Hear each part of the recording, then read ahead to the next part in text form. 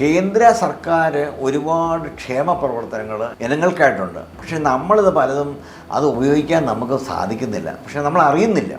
അത് അറിയിക്കുക എന്നുള്ളതാണ് ദൂരദർശൻ്റെ പ്രധാനപ്പെട്ട കാര്യങ്ങളിലൊന്ന്. അതൊരിക്കലും ഗവൺമെൻറ്റിൻ്റെ പോളിസി നടപ്പാക്കലല്ല, ജനക്ഷേമ പരിപാടികൾ ജനങ്ങളിൽ എത്തിക്കാൻ വേണ്ടിയിട്ടുള്ള ഒരു ശ്രമമാണ് നടക്കുന്നത്.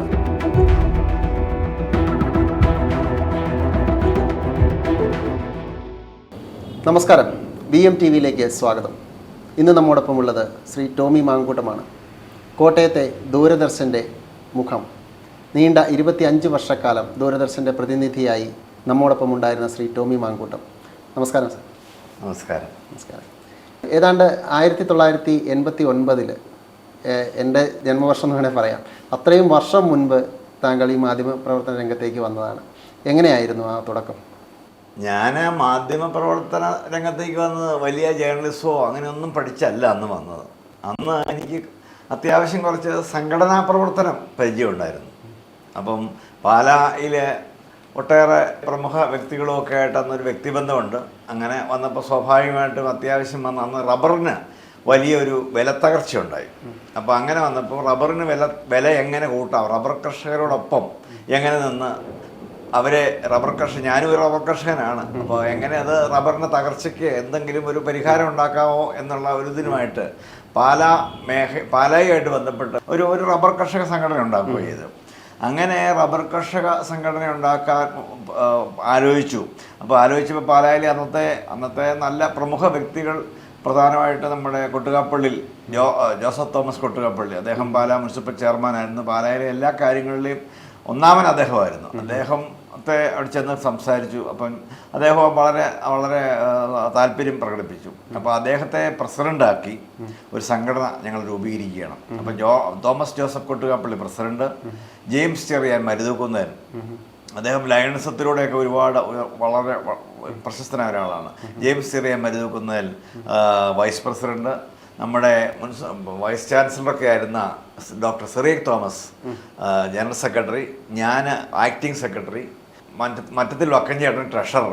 ഇങ്ങനെ ഞങ്ങളൊരു സംഘടന രൂപീകരിക്കുകയും അതോടൊപ്പം പാലായിലെ പ്രമുഖരായ 5-6 വ്യക്തികൾ അതിൻ്റെ ഡയറക്ടർ ബോർഡിലൊക്കെ വന്ന് ഞങ്ങൾ വളരെ സജീവമായിട്ട് ഈ പ്രവർത്തനം മുമ്പോട്ട് കൊണ്ടുപോയിക്കൊണ്ടിരിക്കുകയായിരുന്നു. ആ സമയത്താണ് അപ്രതീക്ഷിതമായി ആ സമയത്ത് ഇങ്ങനെ വന്നപ്പോൾ മലയാള മനോരമ പാലാ കേന്ദ്രീകരിച്ച്, കാരണം അന്ന് കോട്ടയം ബ്യൂറോയേ ഉള്ളൂ. അന്ന് ഇങ്ങോട്ടൊക്കെ എസ്റ്റാബ്ലിഷ് ആയി വരുന്നേ ഉള്ളൂ. എസ്റ്റാബ്ലിഷാണ് മനോരമ, എസ്റ്റാബ്ലിഷാണ്. പക്ഷേ അന്ന് ദീപികയാണ് മുൻപന്തിയിൽ. 1ാം സ്ഥാനം പാലാ മേഖലയിൽ ദീപികയ്ക്കാണ്.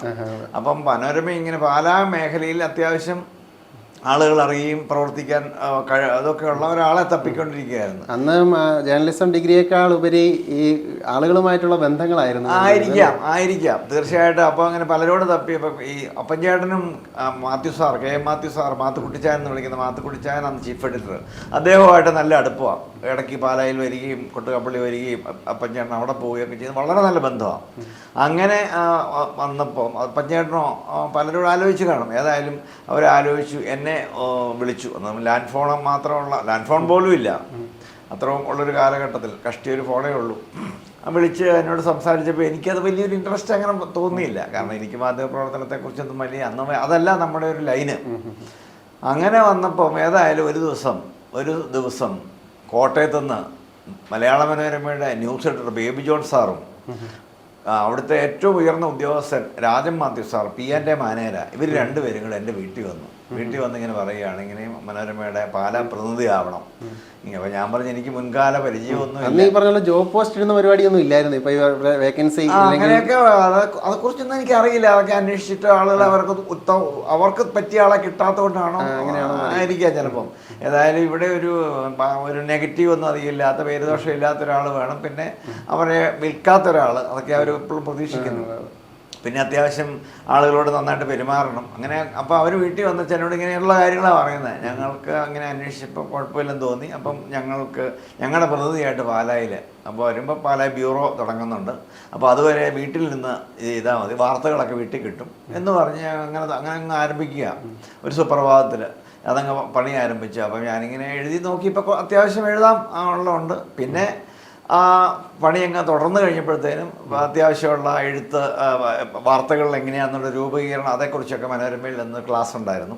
അത് കഴിഞ്ഞപ്പോഴത്തേനും എനിക്ക് അത്യാവശ്യ കാര്യങ്ങളെക്കുറിച്ചുള്ള മാധ്യമ പ്രവർത്തനത്തിനെക്കുറിച്ചൊരു ഒരു ബേസിക് ആയിട്ടുള്ള ട്രെയിനിങ് ഒക്കെ അവർ തന്നു. അതിന് ഒരു ബേസിക് ട്രെയിനിങ് ഉണ്ട്. പിന്നെ നമ്മുടെ ഒരു കഠിനാധ്വാനം ഒരു സ്ഥലത്ത് ഇറങ്ങിക്കഴിഞ്ഞപ്പം ആദ്യകാലത്ത് എനിക്കിതേക്കുറിച്ച് അറിയത്തില്ല. പിന്നെ എനിക്ക് വളരെ ഇൻട്രസ്റ്റ് ആയതോടുകൂടി ശരിക്കും റബ്ബർ കർഷക സംഘടനയും മറ്റ് സാമൂഹ്യ പ്രവർത്തനമൊക്കെ തൽക്കാലത്തേന് അതങ്ങ് മാറ്റിവെച്ച് ഞാൻ ശരിക്കും മുഴുവൻ സമയ മാധ്യമപ്രവർത്തകനായി. പാലായിൽ ഒരു ബ്യൂറോ തുടങ്ങി. അപ്പം കോട്ടയം ബ്യൂറോയാണെന്നേ ഉള്ളൂ. അപ്പോൾ പാലാ കേന്ദ്രീകരിച്ച് ബ്യൂറോ പാലാ, പൂഞ്ഞാറ്, കാഞ്ഞിരപ്പള്ളി, വൈക്കം, കടുത്തുരുത്തിയൊക്കെ മേഖലകളിലെ വാർത്തകൾ ശേഖരിക്കുക എന്നുള്ളതായിരുന്നു അന്ന് എൻ്റെ ഒരു കടമ. അത് അങ്ങോട്ട് ലൈവായി കഴിയുമ്പോഴത്തേനും പാലാ ബ്യൂറോ ആയി വളരെ സജീവമായി. ഓഫീസ് വളരെ സജീവമായി. നമ്മളെ സഹായിക്കാനും നമ്മളുടെ നാട്ടുകാർ ആളുകളെല്ലാം അന്ന് വളരെ, കാരണം ഭയങ്കര തിരക്കായി കഴിഞ്ഞു. അപ്പോൾ അങ്ങനെ കുറേ വർഷം അങ്ങനെയൊക്കെ പോയി. അതിനിടയ്ക്കൊരു സംഭവം ഉണ്ടായെന്നു വെച്ചാൽ ഞാൻ ആദ്യമായി റിപ്പോർട്ടിംഗ് ആയിരുന്നു. അപ്പോൾ ഫോട്ടോ എടുക്കാൻ ഒരു ഫോട്ടോഗ്രാഫറെ വിളിക്കും. എപ്പോഴും കോട്ടയത്തു നിന്ന് ഒരു ഫോട്ടോഗ്രാഫർ വരെ പ്രായോഗികമല്ലല്ലോ. പാലായിൽ നിന്നൊരു ഫോട്ടോഗ്രാഫറെ വിളിച്ച് അവരുടെ പൈസ കൊടുക്കാൻ മനോരമ എന്നൊരു ഇതുണ്ടായിരുന്നു, അതിൻ്റെ ഇത് തരുമായിരുന്നു. അപ്പോൾ അങ്ങനെ ആദ്യമായിട്ട് മലയിഞ്ചിപ്പാറ ഒരു അപകടം ഉണ്ടായി. ഒരുപാട് ദൂരെയാണ് അന്ന് അവിടം വരെ ഉള്ളൂ വഴിയുള്ളൂ. മലയിഞ്ചിപ്പാറ രാത്രി വൈകുന്നേരം അന്ന് ഈ ഹോസ്പിറ്റലുകൾ ഞങ്ങൾ പോയി തപ്പും. ഹോസ്പിറ്റലുകൾ അങ്ങനെയുള്ള സ്ഥലത്ത് പോകുമ്പോൾ എന്തെങ്കിലും അറിയണമെങ്കിൽ അങ്ങനെ മാർഗമുള്ളൂ. കാരണം മൊബൈലില്ല, ടെലിഫോൺ എന്ന് പറഞ്ഞാൽ തന്നെ വളരെ വിരളമാണ്. പാലായിൽ എന്നെങ്കിൽ എനിക്കൊന്ന് കുറച്ച് അധികമില്ല, ടെലിഫോണില്ല. ഏതായാലും പാലാ എക്സ്ചേഞ്ചൊക്കെ വളരെ പഴയ എക്സ്ചേഞ്ചാണ്. അങ്ങനെ ഇങ്ങനെ അറിഞ്ഞു മലയിഞ്ചിപ്പ. അപ്പം ഞാനൊരു 6:30 കൂടി ഞാൻ വിവരം അറിയുന്നത്. അവിടെ ആളാ വന്നിട്ടുണ്ട്. അപ്പോൾ 2 പേര് മരിച്ചു. ഒരു വണ്ടി ഒരു കടയിൽ കയറി എന്ന് പറഞ്ഞു. അപ്പം ഞാൻ തൊട്ടടുത്ത് പെട്ടെന്ന് തന്നെ ഒരു പാലായിലെ ഒരു സ്റ്റുഡിയോ ഫോട്ടോഗ്രാഫറെ വിളിച്ചിട്ടുണ്ട്. നേരെ ഞങ്ങൾ കാറിന് നേരെ ഇവിടെ പോവാം, മലയിഞ്ചിപ്പാറ ചെന്നാൽ. ഇവിടുന്ന് എനിക്ക് തോന്നുന്നത് 1.5 മണിക്കൂർ വേണം. അവിടെ 1 മണിക്കൂറിലും അന്ന് വഴി വളരെ വഴി വളരെ മോശമാണ്. അപ്പോൾ ചെന്നു, പിന്നെ അവിടെ ചെന്ന് പടമെല്ലാം എടുത്ത് മരിച്ച ആളുകളുടെ പടം വീട്ടിൽ പോയി എടുത്ത് എല്ലാം കഴിയുമ്പോൾ മനോരമയിൽ അവിടെ സ്പേസ് ഇട്ടിരിക്കുക. ഈ പടം മരിച്ച ആളുടെ പടം കൊടുക്കാനും അതുപോലെ തന്നെ അപകടത്തിൻ്റെ ഒരു കടയിൽ ഇതെല്ലാം ആയിട്ട് അവിടെ സ്റ്റുഡിയോയിൽ ചെന്ന് നേരെ ഡാർക്ക് റൂമിലും ആൾ നിൽക്കുക. അപ്പോൾ ദേവദാസ് എന്ന് പറഞ്ഞ ആളാണ് ഡാർക്ക് റൂം പിന്നെ ഇത് ചെയ്യുന്ന ഫോട്ടോഗ്രാഫറുള്ളത്. അപ്പോൾ എല്ലാം റെഡിയായിട്ട് എൻ്റെ ഫിലിം ഒരു റോൾ ഊരി ഡാർക്ക് റൂമിലോട്ട് കൊടുത്തു. ഏതായാലും കൊള്ളാം, നിർഭാഗ്യവശാൽ ഇതിൻ്റെ അകത്ത് ഒന്നും പറഞ്ഞിട്ടില്ല. അപ്പം ആകെപ്പാടെ അന്നേരം അങ്ങനെ ഞാൻ ഇപ്പോഴും ഓർക്കണം. അന്ന് മാത്യു ശങ്കരത്തിൽ അന്ന് ലോക്കൽ ഡെസ്കിൻ്റെ ചാർജാണ് മാത്യു ശങ്കരത്തിലാണ്. നമ്മുടെ പത്മൻ സാറുണ്ട്. പത്മൻ സാറെന്ന് പറഞ്ഞാൽ അടൂർ ബാസിയുടെ അനിയന്. പത്മൻ സാറിനാണെന്ന് തോന്നുന്നു ലോക്കൽ ഡെസ്കിൻ്റെ ചാർജ് അന്ന് പേ ചെയ്യുന്നത് ഈ മാത്യു ശങ്കരത്തിലാണ്. അപ്പം മാത്യു ശങ്കരത്തിൽ പറഞ്ഞു, അങ്ങനെയാണെങ്കിൽ ഒരു കാര്യം നമുക്ക് ടോമി മാങ്കൂട്ടത്തിൻ്റെ പടം അവിടെ കൊടുക്കാം എന്ന് പറഞ്ഞ് കളിയാക്കി. ഏതായാലും കൊള്ളാം. ഇത് എടുത്തയാള് വേറെ എടുത്തയാള് പുള്ളിയുണ്ട്, അവിടെ വന്നിട്ടുണ്ടായിരുന്നു. എൻ്റെ കൂടെ പുള്ളിയും വന്നായിരുന്നു. ഏതായാലും എന്നാ ഒരു കാര്യം ഞാൻ പുള്ളിയുടെ പടം കൊടുക്കാന്നൊക്കെ പറഞ്ഞ് ഇങ്ങനെ കളിയാക്കി. ഏതായാലും പടം വേറെ വാർത്തയിട്ട് നിറച്ചു. അന്ന് ഞാൻ തീരുമാനിച്ചു ഇത് ശരിയാകുകയില്ല. ഒരു ക്യാമറ, അന്ന് എൻ്റെ ഒരു ചെറിയ ക്യാമറ ഉണ്ട്, സ്വന്തമായിട്ട് പടം എടുത്ത് കളയാം. ഇപ്പം ഞാൻ നേരത്തെ യഥാർത്ഥത്തിൽ വല്ലപ്പോഴൊക്കെ ചെറിയ പടങ്ങളൊക്കെ എടുക്കുമായിരുന്നു. ഏതായാലും അങ്ങനെ പടം എടുത്ത് തുടങ്ങി. പടം എടുത്തു. പിന്നെ മുഴുവൻ അന്ന് മുതൽ ഇന്ന് വരെ സ്വന്തമായിട്ടാണ് എനിക്ക് എഴുത്തിനേക്കാൾ കൂടുതൽ ഫോട്ടോഗ്രാഫിയോട് താല്പര്യം. അപ്പോൾ ഈ രണ്ടും കൂടെ ആയപ്പോഴത്തേനും വലിയ നമുക്കൊരു ഗുണമായി. എവിടെ പോകണമെങ്കിലും അന്ന് പാലായിൽ മാധ്യമപ്രവർത്തകർ ഒരു പരിപാടി പോയി എടുക്കുന്ന പതിവില്ല. എല്ലാ വാർത്തകളും നമ്മളെ കൊണ്ട് ഏൽപ്പിക്കുക. ഒരിക്കൽ പോലും നമ്മൾ അങ്ങോട്ട് ചെന്ന് കവർ ചെയ്യുന്നൊരു പരിപാടി പൊതുവേ ഇല്ല. ഉടനെ അതിനൊരു മാറ്റം വരുത്തി ഞാൻ. എല്ലാ പരിപാടിയും എന്നെ അറിയിക്കുന്ന ഏത് പരിപാടിയും ചെന്നെടുക്കാൻ തുടങ്ങി. അപ്പോൾ അന്നേരത്തേനും മനോരമ, എനിക്ക് അന്നൊരു കാറുണ്ട്. അപ്പം മനോരമ ഒരു കാര്യം ചെയ്തു. മനോരമ എനിക്ക് ഒരു സ്റ്റിക്കർ തന്നു, ഒരു മലയാള മനോരമ എന്നൊക്കെ എഴുതി കിട്ടിച്ചു. അപ്പോൾ എന്നാന്ന് ചോദിച്ചാൽ അന്ന് കാറുകൾ തന്നെ വിരളമാണ്. അപ്പം അതും കൊണ്ട് നേരെ അങ്ങ് ചെല്ലുമ്പോൾ തന്നെ അതൊരു വലിയ, അന്ന് ഗസ്റ്റ് വരുന്ന മന്ത്രിമാരൊക്കെ വരുന്ന കാറേ വരും. ബാക്കി എന്ന് പറഞ്ഞാൽ അങ്ങനെ കാറുകളൊന്നും ഇല്ല. അത് ഞാൻ ചോദിക്കാതിരുന്ന ചോദ്യമാണ്. അന്ന് മാധ്യമപ്രവർത്തകർക്ക് ജനങ്ങളുടെ മുന്നിൽ ഒരു വിലയൊക്കെ ഉണ്ടായിരുന്നു. ഇന്നിപ്പോൾ എങ്ങനെയാണ് അതിൻ്റെ? വളരെ വിലയല്ലേ അന്ന് ചെല്ലുക എന്ന് പറഞ്ഞാൽ. ഞാനിങ്ങനെ പലപ്പോഴും ഓർക്കുന്ന പരിപാടികൾക്ക് വരുമ്പം മാണിസാറോ, അന്ന് മാണിസാറ് പാലായിലെ MLA മാണിസാറ്, പൂഞ്ഞാറിൽ അന്ന് NN ജോസഫ് സാറ് മന്ത്രിയായിരിക്കുന്ന ആളുണ്ടായിരുന്നു, പിന്നെ PC ജോർജ് ഉണ്ട്.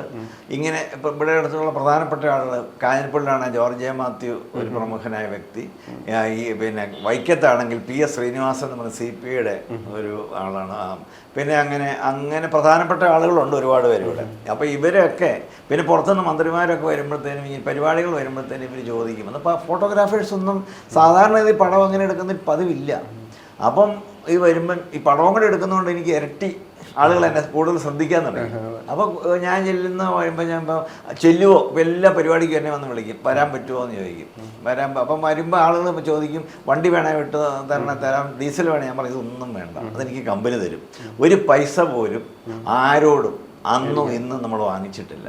അതൊക്കെ നമുക്ക് വന്നപ്പോഴത്തേനും നമുക്ക് നല്ലൊരു പേര് കിട്ടി. കാരണം എന്താണെന്ന് വെച്ചാൽ അല്ലെങ്കിൽ അവർ ഒരു 100 രൂപ എന്ന് പറഞ്ഞാൽ വലിയ കാര്യമോ ഒക്കെ തരാനൊക്കെ എത്രയും പെട്രോളൊക്കെ ഞാൻ പറഞ്ഞത് വേണ്ട, അത് കമ്പനി എനിക്ക് തരും, ഒരു പൈസ മേടിക്കുകയില്ല. അവരെ സംബന്ധിച്ച് നഷ്ടമില്ല. ഒരു പടം എന്ന് പറഞ്ഞാൽ ഇന്നിപ്പോൾ അന്ന് മലയാള മനോരമയിൽ വൈകുന്നേരം നടക്കുന്നൊരു പരിപാടി പിറ്റേ ദിവസം പത്രത്തിൽ വരിക എന്ന് പറഞ്ഞാൽ ഭയങ്കര സംഭവമാണ്. അപ്പോൾ അങ്ങനെ പോയി പടം എടുക്കാൻ തുടങ്ങി. അപ്പോൾ ഓരോ സ്ഥലങ്ങളിൽ ചെല്ലുമ്പോഴത്തേനും അപ്പോൾ ഞാൻ ചിലപ്പോൾ 1-2 പരിപാടിയൊക്കെ ഉണ്ടെങ്കിൽ അപ്പോൾ വരുമ്പം വരുന്ന ഗസ്റ്റ് ചോദിക്കും, ഇങ്ങനെ ആരെങ്കിലും ഇങ്ങനെയാൾ വരുമോ, മൺസാറി ചോദിക്കും, ടോമി വരുമോ എന്ന് ചോദിക്കും. വരുമെന്നാണ് പറഞ്ഞെങ്കിൽ അന്നേരം ഞാൻ ഉദ്ഘാടനം സമയത്ത് എത്തിയില്ലെങ്കിൽ അവർ പറയും ഉദ്ഘാടനം നമുക്ക് ലാസ്റ്റ് വെക്കാം, വന്നിട്ട് വെക്കാം എന്ന് പറഞ്ഞാൽ അങ്ങനെ ഒരു കാലം ഉണ്ടാകും. ഒരു 10 കൊല്ലം മുമ്പ് വരെയൊക്കെ അങ്ങനെയാണ് ഉദ്ഘാടനം. നമ്മളെ അല്ലാതെ ഒരാൾ സ്ഥലത്തെ ഉദ്ഘാടനം അപ്പം വിളിക്കാൻ ബന്ധങ്ങളൊന്നും ഇല്ലല്ലോ. അപ്പം അങ്ങനെ ഒരു പിന്നെ രാഷ്ട്രീയ നേതാക്കളുമായിട്ട് വലിയ ഒരു മാനസികമായിട്ടുള്ള അടുപ്പമുണ്ട്. കാരണം വളരെ നല്ല ബന്ധമാണ്. കാരണം എന്തൊക്കെയാണെന്ന് പറഞ്ഞാലും നമ്മൾ അവരുടെ ഒരുപാട് രഹസ്യങ്ങൾ നമുക്കറിയാം. അപ്പോൾ നമ്മളുമായിട്ട് ഒന്നിച്ച് പിന്നീട് വരുമ്പോഴത്തേനും മാനസാറ് തന്നെ എനിക്ക് തോന്നുന്നത് എന്നെ വിളിക്കും, പോകുന്നുണ്ടോ പരിപാടിക്ക് പോകുന്നുണ്ടോ, അല്ല ഞാൻ മാനസാറിനെ വിളിക്കും. മാനസാർ പറയും ഞാൻ പോകുന്നില്ല ടോമി. അന്ന് പുള്ളി MLA ഒക്കെ ആയിരിക്കുമ്പോൾ പുള്ളിക്ക് വലിയ പ്രമുഖ സ്ഥാനമില്ല, 2 മന്ത്രിമാരുള്ള പരിപാടിയാണ്, പ്രമുഖ സ്ഥാനമില്ല, പുള്ളി ഒന്ന് മടിക്കും. അന്നേരം ഞാൻ പറയാം സാറേ നമുക്ക് ഒന്നിച്ച് പോകാം, ഞാനിവിടെ അല്ലേ ഉള്ളത്, നമുക്കൊന്ന് വരുമ്പോൾ അതിനെ ഞാൻ പരിഹരിച്ചോളാം എന്ന് പറഞ്ഞാൽ അന്ന് പോകാമെന്ന് പറഞ്ഞു. ഞാൻ വഴിയിലിറങ്ങി നിന്നാൽ മതി എന്ന് പറയും. പുള്ളി വന്ന് വഴിയിൽ നിന്ന് എവിടെ ഒരുമിച്ച് പോകും, ഒരുമിച്ച് തിരിച്ചു വരും. അങ്ങനെ വന്നൊക്കെ ഒരു ഭയങ്കര അടുപ്പമായിരുന്നു. പിന്നെ അതെ വളരെ അടുപ്പമായിരുന്നു. ഏതായാലും അങ്ങനെ ഒരു കാലഘട്ടമായിരുന്നു അന്ന്. പത്രത്തിൻ്റെ കാര്യം നമ്മളിപ്പോൾ മനോരമയുടെ എന്ന് പറഞ്ഞല്ലോ. ഇപ്പോൾ മനോരമയിലെ പ്രശസ്തനായ കോട്ടയംകാരൻ തന്നെയായിരുന്ന ഒരു വിക്ടർ ജോർജ് നമുക്കെല്ലാം പേര് കേട്ട ഒരു വ്യക്തിയാണ്. അദ്ദേഹത്തിൻ്റെ ഒരു മരണം വലിയ വേദനയുണ്ടാക്കിയ ഒരു സംഭവമാണ്. വിക്ടർ ജോർജുമായിട്ടുള്ള ഒരു അനുഭവമൊക്കെ എങ്ങനെയായിരുന്നു അന്നത്തെ കാലത്ത്? നിങ്ങൾ ഒരുമിച്ച് വർക്ക് ചെയ്തിട്ടുണ്ടാവുമല്ലോ. വിക്ടർ ജോർജ് ഏറെക്കാലം ഡൽഹിയിലായിരുന്നു വിക്ടർ ജോർജ്. ഡൽഹിയിൽ നിന്ന് അദ്ദേഹത്തിൻ്റെ കുടുംബത്ത് അമ്മ മാത്രമേ ഉണ്ടായിരുന്നു. നമുക്ക് ക്ഷീണമൊക്കെ ആയപ്പോൾ അദ്ദേഹം പ്രത്യേക അനുമതി വാങ്ങി കോട്ടയത്തേക്ക് വരിക. കോട്ടയത്തേക്ക് വന്ന അന്ന് മുതൽ, കാരണം അതിനു മുമ്പ് തന്നെ എനിക്ക് വിക്ടറിനെ അറിയാം, വിക്ടറിനെ എന്നെയും അറിയാം. ഞങ്ങൾ തമ്മിൽ അത്രയും അങ്ങനെ ഒരു വലിയൊരു അടുപ്പമില്ല, അടുപ്പമുണ്ട്. കാരണം വേറെ പഠിക്കുന്ന കാലത്ത് അങ്ങനെയൊക്കെയുള്ള ചെറിയ അടുപ്പമുണ്ട്. പക്ഷേ പിന്നീട് കാരണം വിക്ടറിൻ്റെ പല ഫ്രണ്ട്സും എൻ്റെ ഫ്രണ്ട്സാണ്, അങ്ങനെയൊക്കെയുള്ള കുറച്ച് ഇതുണ്ട്. പക്ഷേ അതിനേക്കാൾ ഉപരി വിക്ടർ കോട്ടയത്തേക്ക് വന്ന അന്ന് മുതൽ വിക്ടറിൻ്റെ മരിക്കുന്ന അന്ന് വരെ ഞങ്ങൾ അതുപോലെ അടുപ്പമായിരുന്നു. എന്ന് പറഞ്ഞാൽ വിക്ടർ പിന്നീട് ഞങ്ങളുടെ ഒരുപാട് യാത്രകൾ പോവും. ഒരുപാട് യാത്രകൾ ഞങ്ങളൊന്നിച്ച് വിക്ടറിൻ്റെ ബൈക്കേൽ എത്രയോ ഡേഞ്ചറസ് ആയിട്ടുള്ള പല യാത്രകളും. കാരണം പാലാ വഴിയുള്ള എങ്ങോട്ട് യാത്ര പോയാലും വിക്ടർ എൻ്റെ വീട്ടിൽ കയറി ഒരു ചായ കുടിച്ച് ഞങ്ങൾ രണ്ടുപേരുടെ ബൈക്കാണ്, വിക്ടറിനൊരു ബൈക്കുണ്ട്, ആ ബൈക്കേലാണ് യാത്ര പോകുന്നത്. അങ്ങനെ പോകും. അല്ലെങ്കിൽ ചിലപ്പോൾ എൻ്റെ മഴക്കാലമൊക്കെ ആണെങ്കിൽ പലപ്പോൾ എൻ്റെ കാറെടുത്തു അങ്ങനെ പോകും. എന്നാലും കൂടുതൽ സമയം ബൈക്കാണ്. അന്ന് ഞങ്ങളൊക്കെ ചെറുപ്പക്കാരല്ലേ, അപ്പോൾ കൂടുതലും ബൈക്ക് യാത്ര എന്ന് പറയുന്നത് നമുക്ക് ഭയങ്കര സന്തോഷകരമാണല്ലോ. ഏതായാലും അങ്ങനെ പോക്ക് വരവ് വക്കുമ്പോഴൊക്കെ ഒരുപാട് രാത്രിയൊക്കെ പോകുമ്പോൾ ഞങ്ങൾ ഓർക്കുന്നുണ്ട്. ഒരിക്കൽ മൂവാറ്റുപുഴ വഴി രാത്രി ഒരു പാതിരായത്തോടെ പോകുമ്പോൾ അവിടെ മൂവാറ്റുപുഴയ്ക്ക് പോകുന്ന വഴിക്ക് ഒരു ഇലക്ട്രിക് പോസ്റ്റ് രാത്രിയിലാണ് വീണ് റോഡിന് ക്രോസ് ചെയ്ത് കിടക്കുക. ശരിക്കും പറഞ്ഞാൽ ഞങ്ങൾ രണ്ടുപേരും അന്ന് ആക്സിഡൻറ്റിൽ പെടുന്നവരായിരുന്നു. തൊട്ടടുത്ത ഒരാൾ യാദൃശ്യമായിട്ട് അവിടെ വന്ന് വഴിയിൽ ഇങ്ങനെ നടുവിലങ്ങനെ കിടക്കുക. യാദൃശ്യമായിട്ട് ആ പുള്ളി ഞങ്ങളോട് പറഞ്ഞു ഇങ്ങനെ കിടപ്പുണ്ടെന്ന് പറഞ്ഞാൽ ഞങ്ങൾ അറിയില്ല. ശരിക്കും തന്നാൽ ബൈക്ക് വിട്ടു പോയി കഴിഞ്ഞാൽ അറിയാമല്ലോ അതിൻ്റെ അപകടാവസ്ഥ, കഴുത്ത് കടിച്ചു പോകുള്ളൂ. അങ്ങനെ ഞങ്ങൾ കോതമംഗലത്തിൽ ഒരു അത്യാവശ്യത്തിന് പോകുമായിരുന്നു അന്ന്. അത് കഴിഞ്ഞ് പിന്നെ ഞങ്ങളെല്ലാം ഓൾമോസ്റ്റ് എല്ലാ ദിവസവും ടെലിഫോണിലാണ്. ടെലിഫോൺ ഉണ്ട്. അന്ന് ടെലിഫോൺ ലാൻഡ് ഫോണേ ഉള്ളൂ. പിന്നെ പേജർ ഉണ്ടായിരുന്നു. പേജർ എന്ന് പറഞ്ഞ സംഭവമുണ്ട്. മൊബൈലൊന്നും തുടങ്ങിയിട്ടില്ല അന്ന്.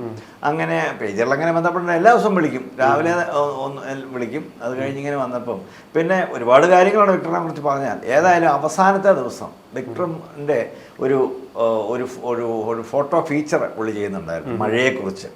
അപ്പോൾ അന്ന് ഒരുപാട് പടങ്ങൾ അതുമായിട്ട് ബന്ധപ്പെട്ട് വിക്ടർ എടുക്കാൻ ഞങ്ങളെല്ലാം പോകുമായിരുന്നു. അപ്പോൾ അന്ന് രാവിലെ അല്ല 2 ദിവസം മുമ്പ് 2 ദിവസമായിട്ട് ഒരു കോൺടാക്റ്റ് ഇല്ലായിരുന്നു. പുള്ളി മലബാറിനെ കണ്ട് പോയായിരുന്നു. സത്യം പറഞ്ഞാൽ എന്നോട് പറഞ്ഞായിരുന്നു പോകാമെന്ന്. പക്ഷെ ഞാനത് മറന്നുപോയി. അപ്പോൾ ഓഫീസിൽ വിളിച്ചപ്പം പിന്നെ വിക്ടർ ഇവിടെ ഇല്ല എന്ന് പറഞ്ഞു. അതേതായാലും ഏതായാലും തിരിച്ചു വന്ന് വിക്ടർ വന്നപ്പോൾ ആദ്യം എന്നെ വിളിച്ചു. അതിനെ വിളിച്ചതെന്ന് ചോദിച്ചു. അപ്പോൾ ഞാൻ പറഞ്ഞു ഞാൻ സത്യം പറഞ്ഞ കാര്യം മറന്നുപോയിരുന്നു. ഞാൻ പറഞ്ഞതല്ലായിരുന്നു വെച്ചാൽ. അപ്പോൾ പുള്ളി പറഞ്ഞു അത് അതികഠിനമായ മഴയുള്ള ദിവസമാണ് ഈ വിളിക്കുന്നത്. അപ്പോൾ വിക്ടർ പറഞ്ഞു ഒരു കാര്യം ചെയ്യാം, ഞാനിന്ന് പിന്നെ കുട്ടനാടിന് പോവുക, കുറേ മഴയുടെ പടം എടുക്കണം എന്ന് പറഞ്ഞു. എനിക്ക് അവധിയാണ് ശരിക്കും ഇത് എന്ന് പറഞ്ഞു. അപ്പം ഞാൻ പറഞ്ഞു മഴയുടെ പടം എടുക്കാൻ ഇന്ന് കുട്ടനാടിന് പോയിട്ട് അല്ലല്ലോ, കുട്ടനാട് 2 ദിവസം കഴിഞ്ഞിട്ടേ വെള്ളം വരും. യഥാർത്ഥത്തിൽ വെള്ളം ഇന്ന് കിഴക്കൻ മേഖലയിലേക്കാണ് വരേണ്ടത്. അപ്പം വെള്ളം കിഴക്കൻ മേഖലയിലാണ്, അതികഠിനമായ മഴയും ഒക്കെ ഉണ്ട്. അന്നേരം പറഞ്ഞു വർഗീസിയേട്ടനാണ് അവിടുത്തെ കിഴക്കോട്ട് പോകാൻ ഡ്യൂട്ടി. അപ്പം ചോദിച്ചു കേട്ടോ, വർഗീസേട്ടൻ്റെ ഡ്യൂട്ടി ഒന്ന് മേടിക്കുവാണെങ്കിൽ എനിക്ക് അങ്ങ് വരാമല്ലോ എന്ന് പറഞ്ഞു. അപ്പോൾ ഏതായാലും ഇവർ തമ്മിൽ സംസാരിച്ചു. വർഗീസേട്ടൻ പറഞ്ഞു ശരി വിക്ടർ പൊക്കോ എന്ന് പറഞ്ഞ് നേരെ വിക്ടർ പിന്നെ തിരിച്ച് എന്നെ ഒന്നുകൂടെ വിളിക്കുക. അപ്പോൾ രാവിലെ ഒരു 7 മണിക്ക് വിളിച്ചു. പിന്നെ ഒരു 8 മണിയോ ഒക്കെ ആയപ്പോൾ ഒന്നുകൂടെ വിളിച്ചു. അപ്പോൾ വിക്ടർ പറഞ്ഞു ഞാൻ അങ്ങോട്ട് വരുക, അപ്പം ഞാൻ വീട്ടിൽ വരാം, നമുക്ക് ഒന്നിച്ചെന്നാൽ വണ്ണപ്പുറത്ത് 2-3 പേര് ഉരുള് പൊട്ടി മരിച്ചിട്ടുണ്ട്, അവരുടെ വീട്ടിൽ പോകാമെന്ന് പറഞ്ഞു. അപ്പം ഞാൻ പറഞ്ഞു ഇങ്ങോട്ട് വരണ്ട, ഞാൻ വരുന്നുമില്ല. ഞാൻ പറഞ്ഞു 2 വാചകം ഇപ്പോഴും ഓർന്നത്, ഞാൻ വരുന്നില്ല, ഇങ്ങോട്ട് വരികയും വേണ്ട എന്ന് പറഞ്ഞു. അതിനാ ഞാൻ പറഞ്ഞു ഇവിടെ എല്ലാം വെള്ളമാണ്, പാലായിൽ മുഴുവൻ വെള്ളം, ഞങ്ങളുടെ വീടിന് 4 ചുറ്റും വെള്ളമാണ്, എനിക്ക് പുറത്തിറങ്ങത്തുമില്ല. ഇനിയിപ്പോൾ മുറ്റത്തോട്ട് കയറി വരുക വെള്ളം. ഏതായാലും എവിടുത്തെ അവസ്ഥ ഏതായാലും തിരിച്ചു വരുമ്പോഴത്തേനും വെള്ളം ഇറങ്ങും, അന്നേരം നമുക്ക് വൈകുന്നേരം കാണാമെന്ന് പറഞ്ഞു. എന്നാൽ അങ്ങനെ ആയിക്കോട്ടെ എന്ന് പറഞ്ഞാണ് ഏറ്റവും അവസാനം, ഒരുപക്ഷെ ജീവിതത്തിൽ വിക്ടർ മരിക്കുന്നതിന് മുമ്പ് ഏറ്റവും അവസാനം ടെലിഫോണിൽ വിളിച്ച് സംസാരിച്ച് ഞങ്ങൾ കമ്മിലായിരിക്കും. അത് കഴിഞ്ഞ് പറഞ്ഞു ഞാൻ എന്നാൽ പോവാന്ന് പറഞ്ഞു. പുള്ളി വണ്ടിയെ കയറി 8-9 അങ്ങാണ്ടായപ്പോൾ വണ്ടിയെ കയറാൻ തുടങ്ങിയപ്പോഴാണ് ഒന്നുകൂടെ ലാസ്റ്റ് വിളിച്ചത് ഇങ്ങനെ. അപ്പം ഇങ്ങനെ പോയി. അപ്പം കുറളങ്ങാട് വഴി അങ്ങാണ്ടൊക്കെ വഴിയാണ് വിക്ടർ. പുള്ളി തൊടുപുഴ വണ്ണപ്പുറത്ത് പോകുന്നു. വണ്ണപ്പുറത്ത് പോയി കഴിഞ്ഞപ്പോഴാണല്ലോ ഈ മരണത്തെക്കുറിച്ച് ഒരു ഇത് കിട്ടി. അപ്പോൾ അന്നേരം എന്നെ എനിക്കൊന്ന് അന്ന് മനോരമയുടെ ന്യൂസ് എഡിറ്റർ ജോസ് പനിച്ചിപ്പുറമാണ്. ജോസാറ് എന്നെ വിളിച്ചിങ്ങനെ ടോമി അപ്പോൾ എന്തോ പറഞ്ഞപ്പോൾ ഞാൻ ആരോണ്ടോ പറഞ്ഞ പോലെ ഞാൻ ആ പുള്ളിയായിട്ട് സംസാരിച്ചല്ലോ, ഇപ്പോൾ വിക്ടറെ ഞാൻ കുറച്ച് മുമ്പ് വിളിച്ചായിരുന്നല്ലോ എന്ന് പറഞ്ഞു. അപ്പോൾ അത് ഇതിനിടയ്ക്ക് ഞാൻ വിളിച്ചാണോ എന്ന് അറിയാൻ വേണ്ടിയിട്ടാണ് ഞാൻ പറഞ്ഞത്. അതല്ല, പോകുന്നതിന് തൊട്ട് മുമ്പാണ് വിളിച്ചെങ്കിൽ ഒരു അപകടം ഉണ്ടായിട്ടുണ്ട്, വിക്ടർ കാണാനില്ല എന്ന് പറഞ്ഞു. അപ്പോൾ ഞാൻ പറഞ്ഞേ ഒരിക്കലും അങ്ങനെ സംഭവിക്കുകയില്ല, വിക്ടർ എവിടെയെങ്കിലും കാണും, തിരിച്ചു വരുമെന്ന് പറഞ്ഞു. അപ്പോൾ ഒരു 1 മണി 2 മണി 3 മണി ഇങ്ങനെ അങ്ങോട്ട് സമയം കടന്നുപോയി. വൈകുന്നേരം ആയിട്ടും വിക്ടർ മാത്രം കാണുന്നില്ല. പിന്നെ രാത്രി അത് കഴിഞ്ഞപ്പോഴത്തേനും ഈ വിവരങ്ങളെല്ലാം അവരുടെ വീട്ടിലുമൊക്കെ പറയാൻ എന്നെയാണ് ഒന്നുകൂടെ സംസാരിക്കാൻ ഏൽപ്പിച്ച്. കാരണം വിക്ടറോട് അത്രയും കുടുംബം ബന്ധമുള്ളതുകൊണ്ട്. വിക്ടറിൻ്റെ അളിയൻ ജോയി എബ്രാഹോത്തിനോടൊക്കെ അന്ന് ഞാൻ ജോയി പനിച്ചിപ്പുറം പറഞ്ഞാലും തോന്നുന്നു. ഏതായാലും ഞങ്ങൾ സംസാരിച്ചു. ഏതായാലും രാത്രി, കാരണം രാത്രി വെള്ളം ഇറങ്ങി. പാലായിൽ നിന്ന് വെളുപ്പിന് 5 മണിയൊക്കെ ആയപ്പോഴത്തേനും ജോയി എബ്രാഹോ വണ്ടിയായിട്ട് വന്നു. ഞങ്ങൾ ഒന്നിച്ചാണ് നേരെ വണ്ണപ്പുറത്തിന് പോകുന്നത്. വണ്ണപ്പുറത്ത് ഞങ്ങൾ ചെന്നപ്പം അവിടുത്തെ Thodupuzha MLA PT തോമസാണ്. PT Thomas അവിടെ ഉണ്ട്. അവിടെ ചെന്ന് കണ്ടപ്പോൾ അവിടുത്തെ അന്തരീക്ഷം കണ്ടപ്പോഴേ മനസ്സിലായി വിക്ടർ ശരിക്കും രക്ഷപ്പെട്ട് കാണാൻ വഴിയില്ലെന്ന്. കാരണം അതുപോലൊരു മൂടലായിരുന്നു, അതിഭീകരാവസ്ഥ എന്ന് പറഞ്ഞാൽ ഭീകരാവസ്ഥയായിരുന്നു. അവിടെ ചെന്ന് കയറി കണ്ടു. ഏതായാലും അന്ന് ഞങ്ങൾ മുഴുവൻ അവിടെ നിന്ന് തെരഞ്ഞു. പിന്നെ വൈകുന്നേരം തിരിച്ചു പോന്നു. പിറ്റേ ദിവസം ചെന്നപ്പോൾ അന്ന് എനിക്കൊന്ന് വൈകുന്നേരം കണ്ടൊരു കുടയോ ചെരുപ്പ് ഏതാണ്ട് കിട്ടി. അപ്പോൾ ഏതാണ്ട് അതിനടുത്ത് കാണുമെന്ന് പറഞ്ഞ് പിറ്റേ ദിവസം അപ്പോൾ രാത്രി ഈ ചാല് മാറ്റിയിട്ടു. ശരിക്കും പറഞ്ഞാൽ വെള്ളം ഒഴുക്കുണ്ടത് ഭയങ്കരമായിട്ട്. അപ്പോൾ പിറ്റേ ദിവസം ചെന്നപ്പം ഒരു കൈ ഇങ്ങനെ പൊങ്ങിയിരിക്കുന്നു. അങ്ങനെ വന്നു. അന്നെടുത്ത് ഉച്ചയായപ്പോഴത്തേനും തൊടുപുഴ താലൂക്ക് ആശുപത്രി കൊണ്ടുവന്ന് ഒന്ന് ഡ്രസ്സ് ചെയ്ത് ഒന്ന് വാഷ് ചെയ്ത് നേരെ വണ്ടിയിൽ ആംബുലൻസിൽ കയറ്റി നേരെ കോട്ടയത്തിന് കൊണ്ടുവരുമായിരുന്നു. ശരിക്കും പറഞ്ഞാൽ നമ്മളെയൊക്കെ സംബന്ധിച്ചിടത്തോളം എൻ്റെ ഒരു വലത് കൈ നഷ്ടപ്പെട്ട പോലെ അല്ല, അത്രയും ഞങ്ങൾ തമ്മിലൊരു 2 ശരീരം ഒരാത്മാവെന്ന് പറഞ്ഞാൽ എല്ലാ കാര്യങ്ങളിലും സംസാരിക്കുകയും ഡിസ്കസ് ചെയ്യുകയും ഒക്കെ ചെയ്യുന്ന ഒരു വ്യക്തിയായിരുന്നു. കാരണം എനിക്കൊന്ന് മനോരമയിൽ പോലും അത്ര അടുപ്പമുള്ളൊരു ആണെന്നുണ്ടോ എന്ന് സംശയം. അത്ര അടുപ്പമുള്ള ഒരാളായിരുന്നു. പക്ഷെ നമ്മളെ വിട്ട് പിരിഞ്ഞു പോയി. ഭയങ്കര നഷ്ടമായി പോയി ശരിക്കും. ഒരു കാലത്തെ ഇപ്പം അന്ന് ഇപ്പം പറഞ്ഞു വിക്ടർ ജോർജിൻ്റെ ഇപ്പം തങ്ങളുടെ കാര്യം പറഞ്ഞു. ഒരുപാട് കഷ്ടപ്പെട്ട് ചെയ്തുകൊണ്ടിരുന്ന, ഒരുപാട് ബുദ്ധിമുട്ടിയും കഷ്ടപ്പാട് സഹിച്ചുമാണ് ഈ വാർത്തകൾ ജനങ്ങളിലേക്ക് എത്തിച്ചുകൊണ്ടിരുന്നത്. അന്ന് ഇപ്പോൾ പക്ഷേ ഇപ്പോഴത്തെ യുവതലമുറ ഇപ്പോൾ ഒരുപാട് ഇപ്പം എല്ലാവരും മൊബൈലുള്ള എല്ലാവരും മാധ്യമപ്രവർത്തകരും ജേർണലിസ്റ്റുകളുമൊക്കെയാണ്. അപ്പം ഇതിൻ്റെ ഒരു പവിത്രത, ഇല്ലെങ്കിൽ അങ്ങനെ ഒരു പവിത്രത ഉണ്ടോ അതിന്? അത് നഷ്ടപ്പെടുന്നുണ്ടോ? എന്താണ് അതിൻ്റെ ഒരു പവിത്രത? നഷ്ടപ്പെടുന്നുണ്ടെന്നൊന്നും പറയാൻ ഞാൻ ആളല്ല. പക്ഷെ അന്നത്തെ ബുദ്ധിമുട്ടുകൾ എന്ന് പറഞ്ഞാൽ വലിയ ബുദ്ധിമുട്ടാണ്. അതിനുശേഷം വർഷങ്ങൾക്ക് ശേഷം ഈ മനോരമയുടെ നിന്ന് മാറി ഒരു വിഷ്വൽ മീഡിയയിലേക്ക് ഒന്ന് മാറണമെന്നൊരാഗ്രഹം വന്നു. അന്ന് ദൂരദർശൻ്റെ ഇടുക്കി റിപ്പോർട്ടറായിട്ട് ഞാൻ 99 കാലഘട്ടത്തിൽ, ഇപ്പോൾ 25 വർഷം മുമ്പ് അവരൊരു ആളെ വിളിക്കുന്നുണ്ടായിരുന്നു. വിളിച്ച് അങ്ങനെ ഞാൻ അവിടെ ജോയിൻ ചെയ്യാം. 99 ആ കാലഘട്ടത്ത് ഒരു വാർത്ത എന്ന് പറഞ്ഞാൽ അന്ന് ഏഷ്യാനെറ്റ് ജസ്റ്റ് തുടങ്ങി വരുന്നൊരു കാലഘട്ടമാണെന്ന് തോന്നുന്നു. സൂര്യ ടി വിയിൽ വന്ന് വാർത്തയുണ്ട്. അപ്പോൾ ഞാൻ വേറെ ആരുമില്ല. അപ്പോൾ ദൂരദർശൻ എന്ന് പറഞ്ഞാൽ അന്ന് ആളുകൾക്ക് ദൂരദർശൻ മാത്രമേ ശരിക്കും, ഏഷ്യാനെറ്റൊക്കെ ജസ്റ്റ് വരുന്നേ ഉള്ളൂ, അത്രയ്ക്കുള്ള പ്രാധാന്യമായിട്ടില്ല. ഏതായാലും കൊള്ളാം, ഞങ്ങൾ 3 കൂട്ടരും വാർത്ത കൊടുക്കുന്ന കാസറ്റ്, അന്നത്തെ കാലത്തെ വലിയ കാസറ്റ്, വലിയ ക്യാമറയിലെടുത്ത് വലിയ കാസറ്റിൽ എടുത്താണ് റെക്കോർഡ് ചെയ്യുന്നത്. അത് കഴിഞ്ഞ് ആ കാസറ്റുകൾ എനിക്ക് ആ കാസറ്റ് ഞാൻ ഇടുക്കിയിൽ നിന്ന് അതൊക്കെ കഴിഞ്ഞ് പിന്നീട് കുറച്ചുകൂടെ കഴിയുമ്പോഴത്തേനും വലിയൊരു വിവാദ വിഷയം ഉണ്ടായി ഇടുക്കിയിൽ, മതികെട്ടാൻ വിഷയമെന്നും പറഞ്ഞു. നമ്മുടെ പ്രതിപക്ഷ നേതാവായിരുന്ന VS അച്യുതാനന്ദൻ കേരള മുഖ്യമന്ത്രി ആയിരിക്കുമ്പം അന്ന് ആ കാലത്താണ് മതികെട്ടാൻ ഇഷ്യൂ വരുന്നത്. ഈ VS അച്യുതാനന്ദൻ എന്ന് പറയുന്ന വ്യക്തിയെ ലോകം ശരിക്കും പോസിറ്റീവായിട്ട് അറിഞ്ഞു തുടങ്ങിയത് തന്നെ ആ കാലത്തിലൂടെയാണ്. കയ്യേറ്റം തിരിച്ചു പിടിക്കാൻ വേണ്ടി പുള്ളി ഇങ്ങനെ വരുന്ന ഒരു കാലം അതുണ്ട് ശരിക്കും. അന്ന് വരുമ്പം ഇടുക്കിയിൽ നിന്നൊരു വിഷ്വൽ എടുത്ത്, ഇപ്പം ഇവിടുന്ന് ഇടുക്കിക്ക് പോകണമെങ്കിൽ തന്നെ, ഞാൻ പാലായിൽ താമസിക്കുന്നു, ഇടുക്കിയിൽ പോകണമെങ്കിൽ ഇവിടുന്ന് ഒരു 4 മണിയാകുമ്പം പിന്നെ അവിടെ പോയി വണ്ടി കയറി അവിടെ ചെന്ന് അവിടുത്തെ ഓരോ വെളുപ്പിനെ കണ്ടു. കാരണം 3-4 മണിക്കൂർ യാത്രയുണ്ടല്ലോ. അന്ന് ഇത്തപോലെ വഴി നല്ലതല്ല, സിംഗിൾ ലൈന് വഴി വളരെ മോശം. ഏതായാലും അത് ചെന്നെടുത്ത് തിരിച്ച് വന്ന് വൈകിട്ടത്തേനോട് കൂടി തിരിച്ച് വന്ന് രാവിലെ എടുക്കുന്നൊരു വിഷയം പിറ്റേ ദിവസം രാത്രി തന്നെ ഇത് പിന്നെ തിരുവനന്തപുരത്ത് എത്തിക്കണം. തിരുവനന്തപുരത്ത് എത്തിക്കണമെങ്കിൽ നമ്മൾ പിന്നെ വീണ്ടും തിരിച്ചു വന്ന് ട്രെയിനോ വണ്ടിക്കോ ബസ്സിനോ കയറി തിരുവനന്തപുരത്ത് എത്തി ഈ കാസറ്റ് കൊടപ്പനക്കുന്നിൽ ദൂരദർശനിൽ എത്തിക്കണം. എൻ്റെ കാര്യം അന്ന് ഏഷ്യാനെറ്റിൻ്റെ കാര്യം എന്ന് പറഞ്ഞാൽ എനിക്കന്ന് ആദ്യ കാലത്ത് അവരിവിടെ അവർക്ക് ടെലികാസ്റ്റ് ചെയ്യാൻ പറ്റുകയില്ല. അവർ സിംഗപ്പൂരിലോട്ടോ അവിടുന്ന് അവരെനിക്കൊന്ന് എയറിൽ ഇവിടുന്ന് സിംഗപ്പൂർ പ്ലെയിനിലോ അങ്ങനെ കൊടുത്തു വിട്ടു. അവിടെ നിന്നാണ്ട് അവർ ആദ്യകാലത്ത് ചെയ്തുകൊണ്ടത്. പിന്നീട് ഇവിടെ നിന്നായി. സൂര്യ ആണെങ്കിൽ അവര് ചെന്നൈയിൽ നിന്നാണ് ചെയ്യുന്നത്. അപ്പോൾ അതാണ് അന്നത്തെ ഒരു കാലഘട്ടം. പിന്നെ അതുപോലെ ഒന്ന് ആലോചിച്ച് ഇന്ന് രാവിലെ നടക്കുന്ന ഒരു പരിപാടി ടെലിവിഷൻ്റെ അത് വരണമെങ്കിൽ നാളെ ഇന്നത്തെ അതാത് ദിവസങ്ങളിൽ വരുന്നൊരു പരിപാടി ഇല്ല. അന്നത്തെ കാലം അങ്ങനെയായിരുന്നു. അപ്പൊ എന്ത് ബുദ്ധിമുട്ടാന്ന് ആലോചിച്ചോണ്ടാണ് ഞാൻ ചോദിക്കാതിരിക്കായിരുന്നു. പറഞ്ഞ പോലെ മെമ്മറി കാർഡ് അതൊക്കെ കഴിഞ്ഞ് പതുക്കെ ആണല്ലോ. പിന്നെ പതുക്കെ അപ്പൊ തന്നെ നമുക്ക് FTP വഴിയൊക്കെ സംവിധാനം വന്നു. എന്നാൽ പോലും ഇത് അയക്കാനുള്ള സംവിധാനങ്ങൾ ഇപ്പം നമ്മൾ വിഷയം എടുക്കുന്നിടത്ത്, വാർത്ത എടുക്കുന്നിടത്ത് അവിടെ ഇല്ല. FTP ടെലിഫോൺ സംവിധാനം വേണ്ട. ഇപ്പം ഇടുക്കിയിലെ അല്ലെങ്കിൽ കട്ടപ്പനയോ അങ്ങനെയൊക്കെ ഇന്ത്യ ആണെങ്കിൽ തിരിച്ചു വന്ന കട്ടപ്പന പോലെയുള്ള സ്ഥലത്ത് നെറ്റ്വർക്ക് ഉള്ള, പലപ്പോഴും ഈ നെറ്റ്വർക്ക് കാണണമെന്നില്ല. അപ്പം ഈ മൊബൈല് കടകളുണ്ട്, മൊബൈലല്ല ഈ ബൂത്തുകൾ, അങ്ങനെ ഇന്റർനെറ്റ് കഫേ അത്രയും തുടങ്ങി ആയിരിക്കും കഫേ. അവിടെ നിന്നാണ് നമ്മൾ അയക്കാൻ, അവിടെ നിന്ന് ഒരു നെറ്റ് കണക്ഷൻ ഉള്ളൂ. അതെ, അങ്ങനെ ഒരുപാടുണ്ടായിരുന്നു. അങ്ങനെ ഒരുപാട് പിന്നീടുള്ള കാലത്ത് തുടങ്ങി അവിടെ നിന്ന് അയക്കി തുടങ്ങി. പിന്നീട് വന്നപ്പോഴത്തേനും പിന്നെ വരുമ്പോൾ പിന്നെ കോട്ടയത്തു നിന്നൊക്കെ വരുന്നവർക്കൊരു പാലായിൽ ഞാൻ ഈ സംവിധാനമല്ല എൻ്റെ വീട്ടിൽ ഒരുക്കിയതുകൊണ്ട് കോട്ടയത്തു നിന്ന് വരുന്ന ആ കാലത്തെ മാധ്യമപ്രവർത്തകരെല്ലാം എൻ്റെ വീട്ടിൽ കയറിയായിരുന്നു അയക്കുന്നത്. കാരണം വേറെ സോഴ്സ് ഇല്ല. അപ്പോൾ വരുമ്പോൾ പെട്ടെന്ന് അവിടെ അന്ന് സ്പീഡുള്ള കണക്ഷൻ എല്ലാം കൂടെ വന്ന് അങ്ങനെ അയക്കും.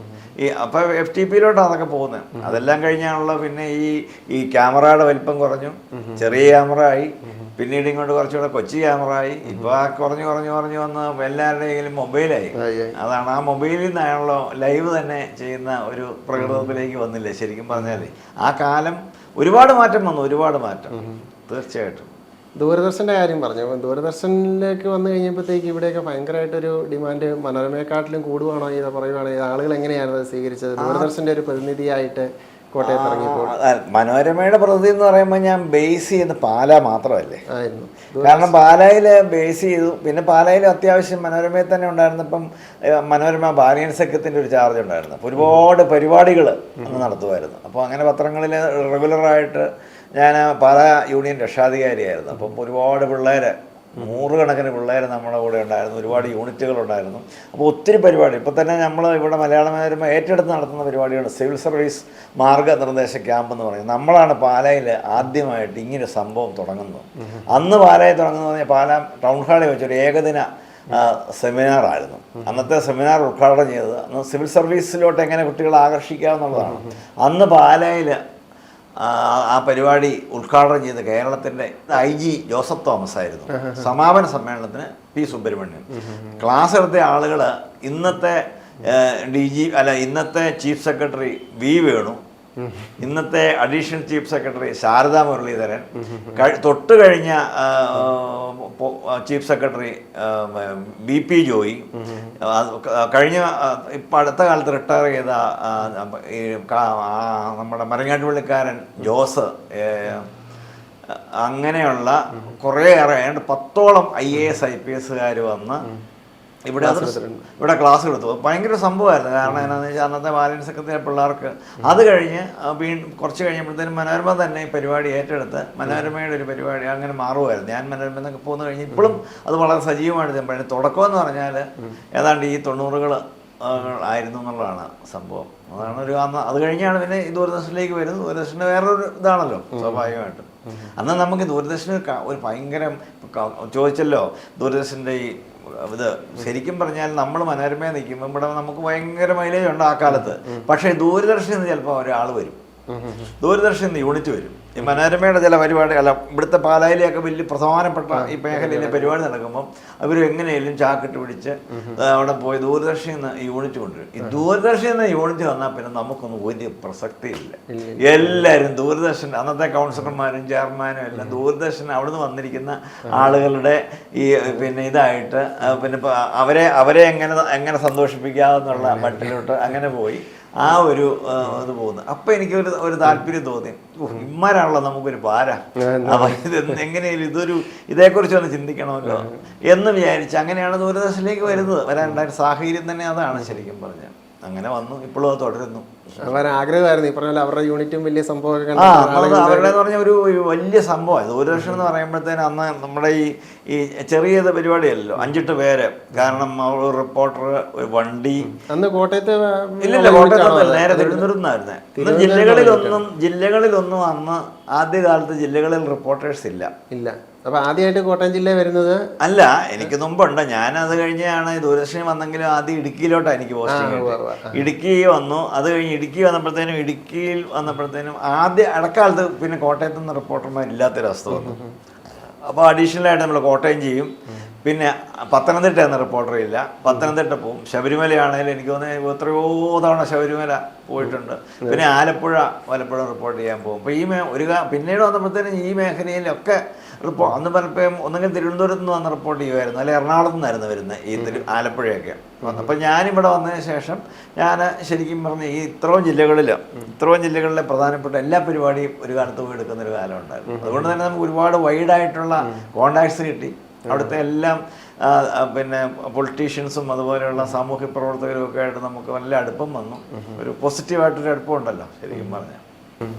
ദൂരദർശന് ഇപ്പം ഇപ്പോഴത്തെ സമൂഹത്തിൽ, ഇപ്പോഴത്തെ ഈ സൊസൈറ്റിയിൽ മാധ്യമ മേഖലയൊക്കെ ഒരുപാട് മുന്നോട്ട് പോയി.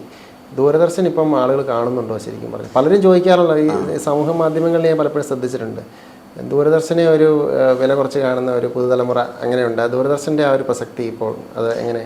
അത് മൊത്തത്തിൽ ടെലിവിഷൻ എന്ന് പറയുന്നത് തന്നെ ഇപ്പൊ പഴയതിനടുത്തുള്ള ആളുകൾ കാണുന്നില്ല. ആദ്യകാലത്ത് ദൂരദർശൻ മാത്രമേ ഉണ്ടായിരുന്നുള്ളൂ. ഒരേ ഒരു ചാനൽ ഇങ്ങനെ കോൺസെൻട്രേറ്റ് ചെയ്തിരിക്കുകയായിരുന്നു. അതിനുശേഷം ഇങ്ങനെ സ്വകാര്യ മേഖലയിലെ കുറേ ചാനലുകൾ ഇങ്ങനെ തുടർച്ചയായിട്ട് വന്നു കഴിയുമ്പോഴത്തേനും ഇത് ഡിവൈഡ് ചെയ്തു പോലും. ഒരു ചാനൽ കണ്ടുകൊണ്ടിരുന്ന ജനങ്ങൾ മാറ്റാനുള്ള സംവിധാനം വരുമ്പോൾ സ്വാഭാവികമായിട്ടും അത് മറ്റ് സ്വകാര്യ ചാനലുകളിലേക്ക് മാറും, കുറേ മാറും. ഒരുപാട് ഓപ്ഷൻസ് അവർക്ക് ഓപ്ഷൻ എല്ലാം അവർ ഉപയോഗപ്പെടുത്തും മാക്സിമം. കാരണം അവർ കേബിൾ എടുത്തിട്ടുണ്ടെങ്കിൽ അങ്ങനെ, അല്ലെങ്കിൽ പണ്ട് ഡിഷ് ഉണ്ടായിരുന്നു, കേബിൾ ഉണ്ടായിരുന്നു, ഇതൊക്കെ എടുക്കുമ്പം അവർക്ക് ഓപ്ഷനുണ്ട്, അവർ മാറ്റിക്കൊണ്ടേയിരിക്കും. പ്രസക്തി കുറഞ്ഞു എന്ന് പറയാൻ പറ്റുകയില്ല. കാരണം എന്നാന്ന് ചോദിച്ചാൽ പിന്നെ ആളുകൾ ഇങ്ങനെ നോക്കുമ്പം ആളുകൾ ആഗ്രഹിക്കുന്ന ഒരുതരം പരിപാടിയുണ്ട്, പിന്നെ ദൂരദർശൻ നൽകുന്ന ഒരുതരം പരിപാടിയുണ്ട്. ദൂരദർശൻ്റെ ഒരു പ്രത്യേകത എന്ന് പറയുന്നത് അവിടുത്തെ എന്ന് പറഞ്ഞാൽ ജനങ്ങളുടെ ഒരു ക്ഷേമം, രാജ്യത്ത് നടക്കുന്ന വികസന പ്രവർത്തനങ്ങൾ, അല്ലെങ്കിൽ ഒരു പരമാവധി പോസിറ്റീവായിട്ടുള്ള വാർത്തകൾ, അല്ലെങ്കിൽ യഥാർത്ഥ വാർത്തകൾ, വിവാദങ്ങൾ അധികം വരുത്തില്ല. അപ്പോൾ സ്വാഭാവികമായിട്ടും വിവാദങ്ങൾ ആണ് ഒരു പരിധി വരെ നമുക്ക് താല്പര്യം കാണും. വിവാദം അത് പറയുമ്പോഴാണ് നമ്മുടെ ഈ ഇപ്പോൾ പറഞ്ഞ പോലെ കേന്ദ്ര ഗവൺമെൻറ്റിൻ്റെ കീഴിൽ വരുന്ന സ്ഥാപനമാണ്.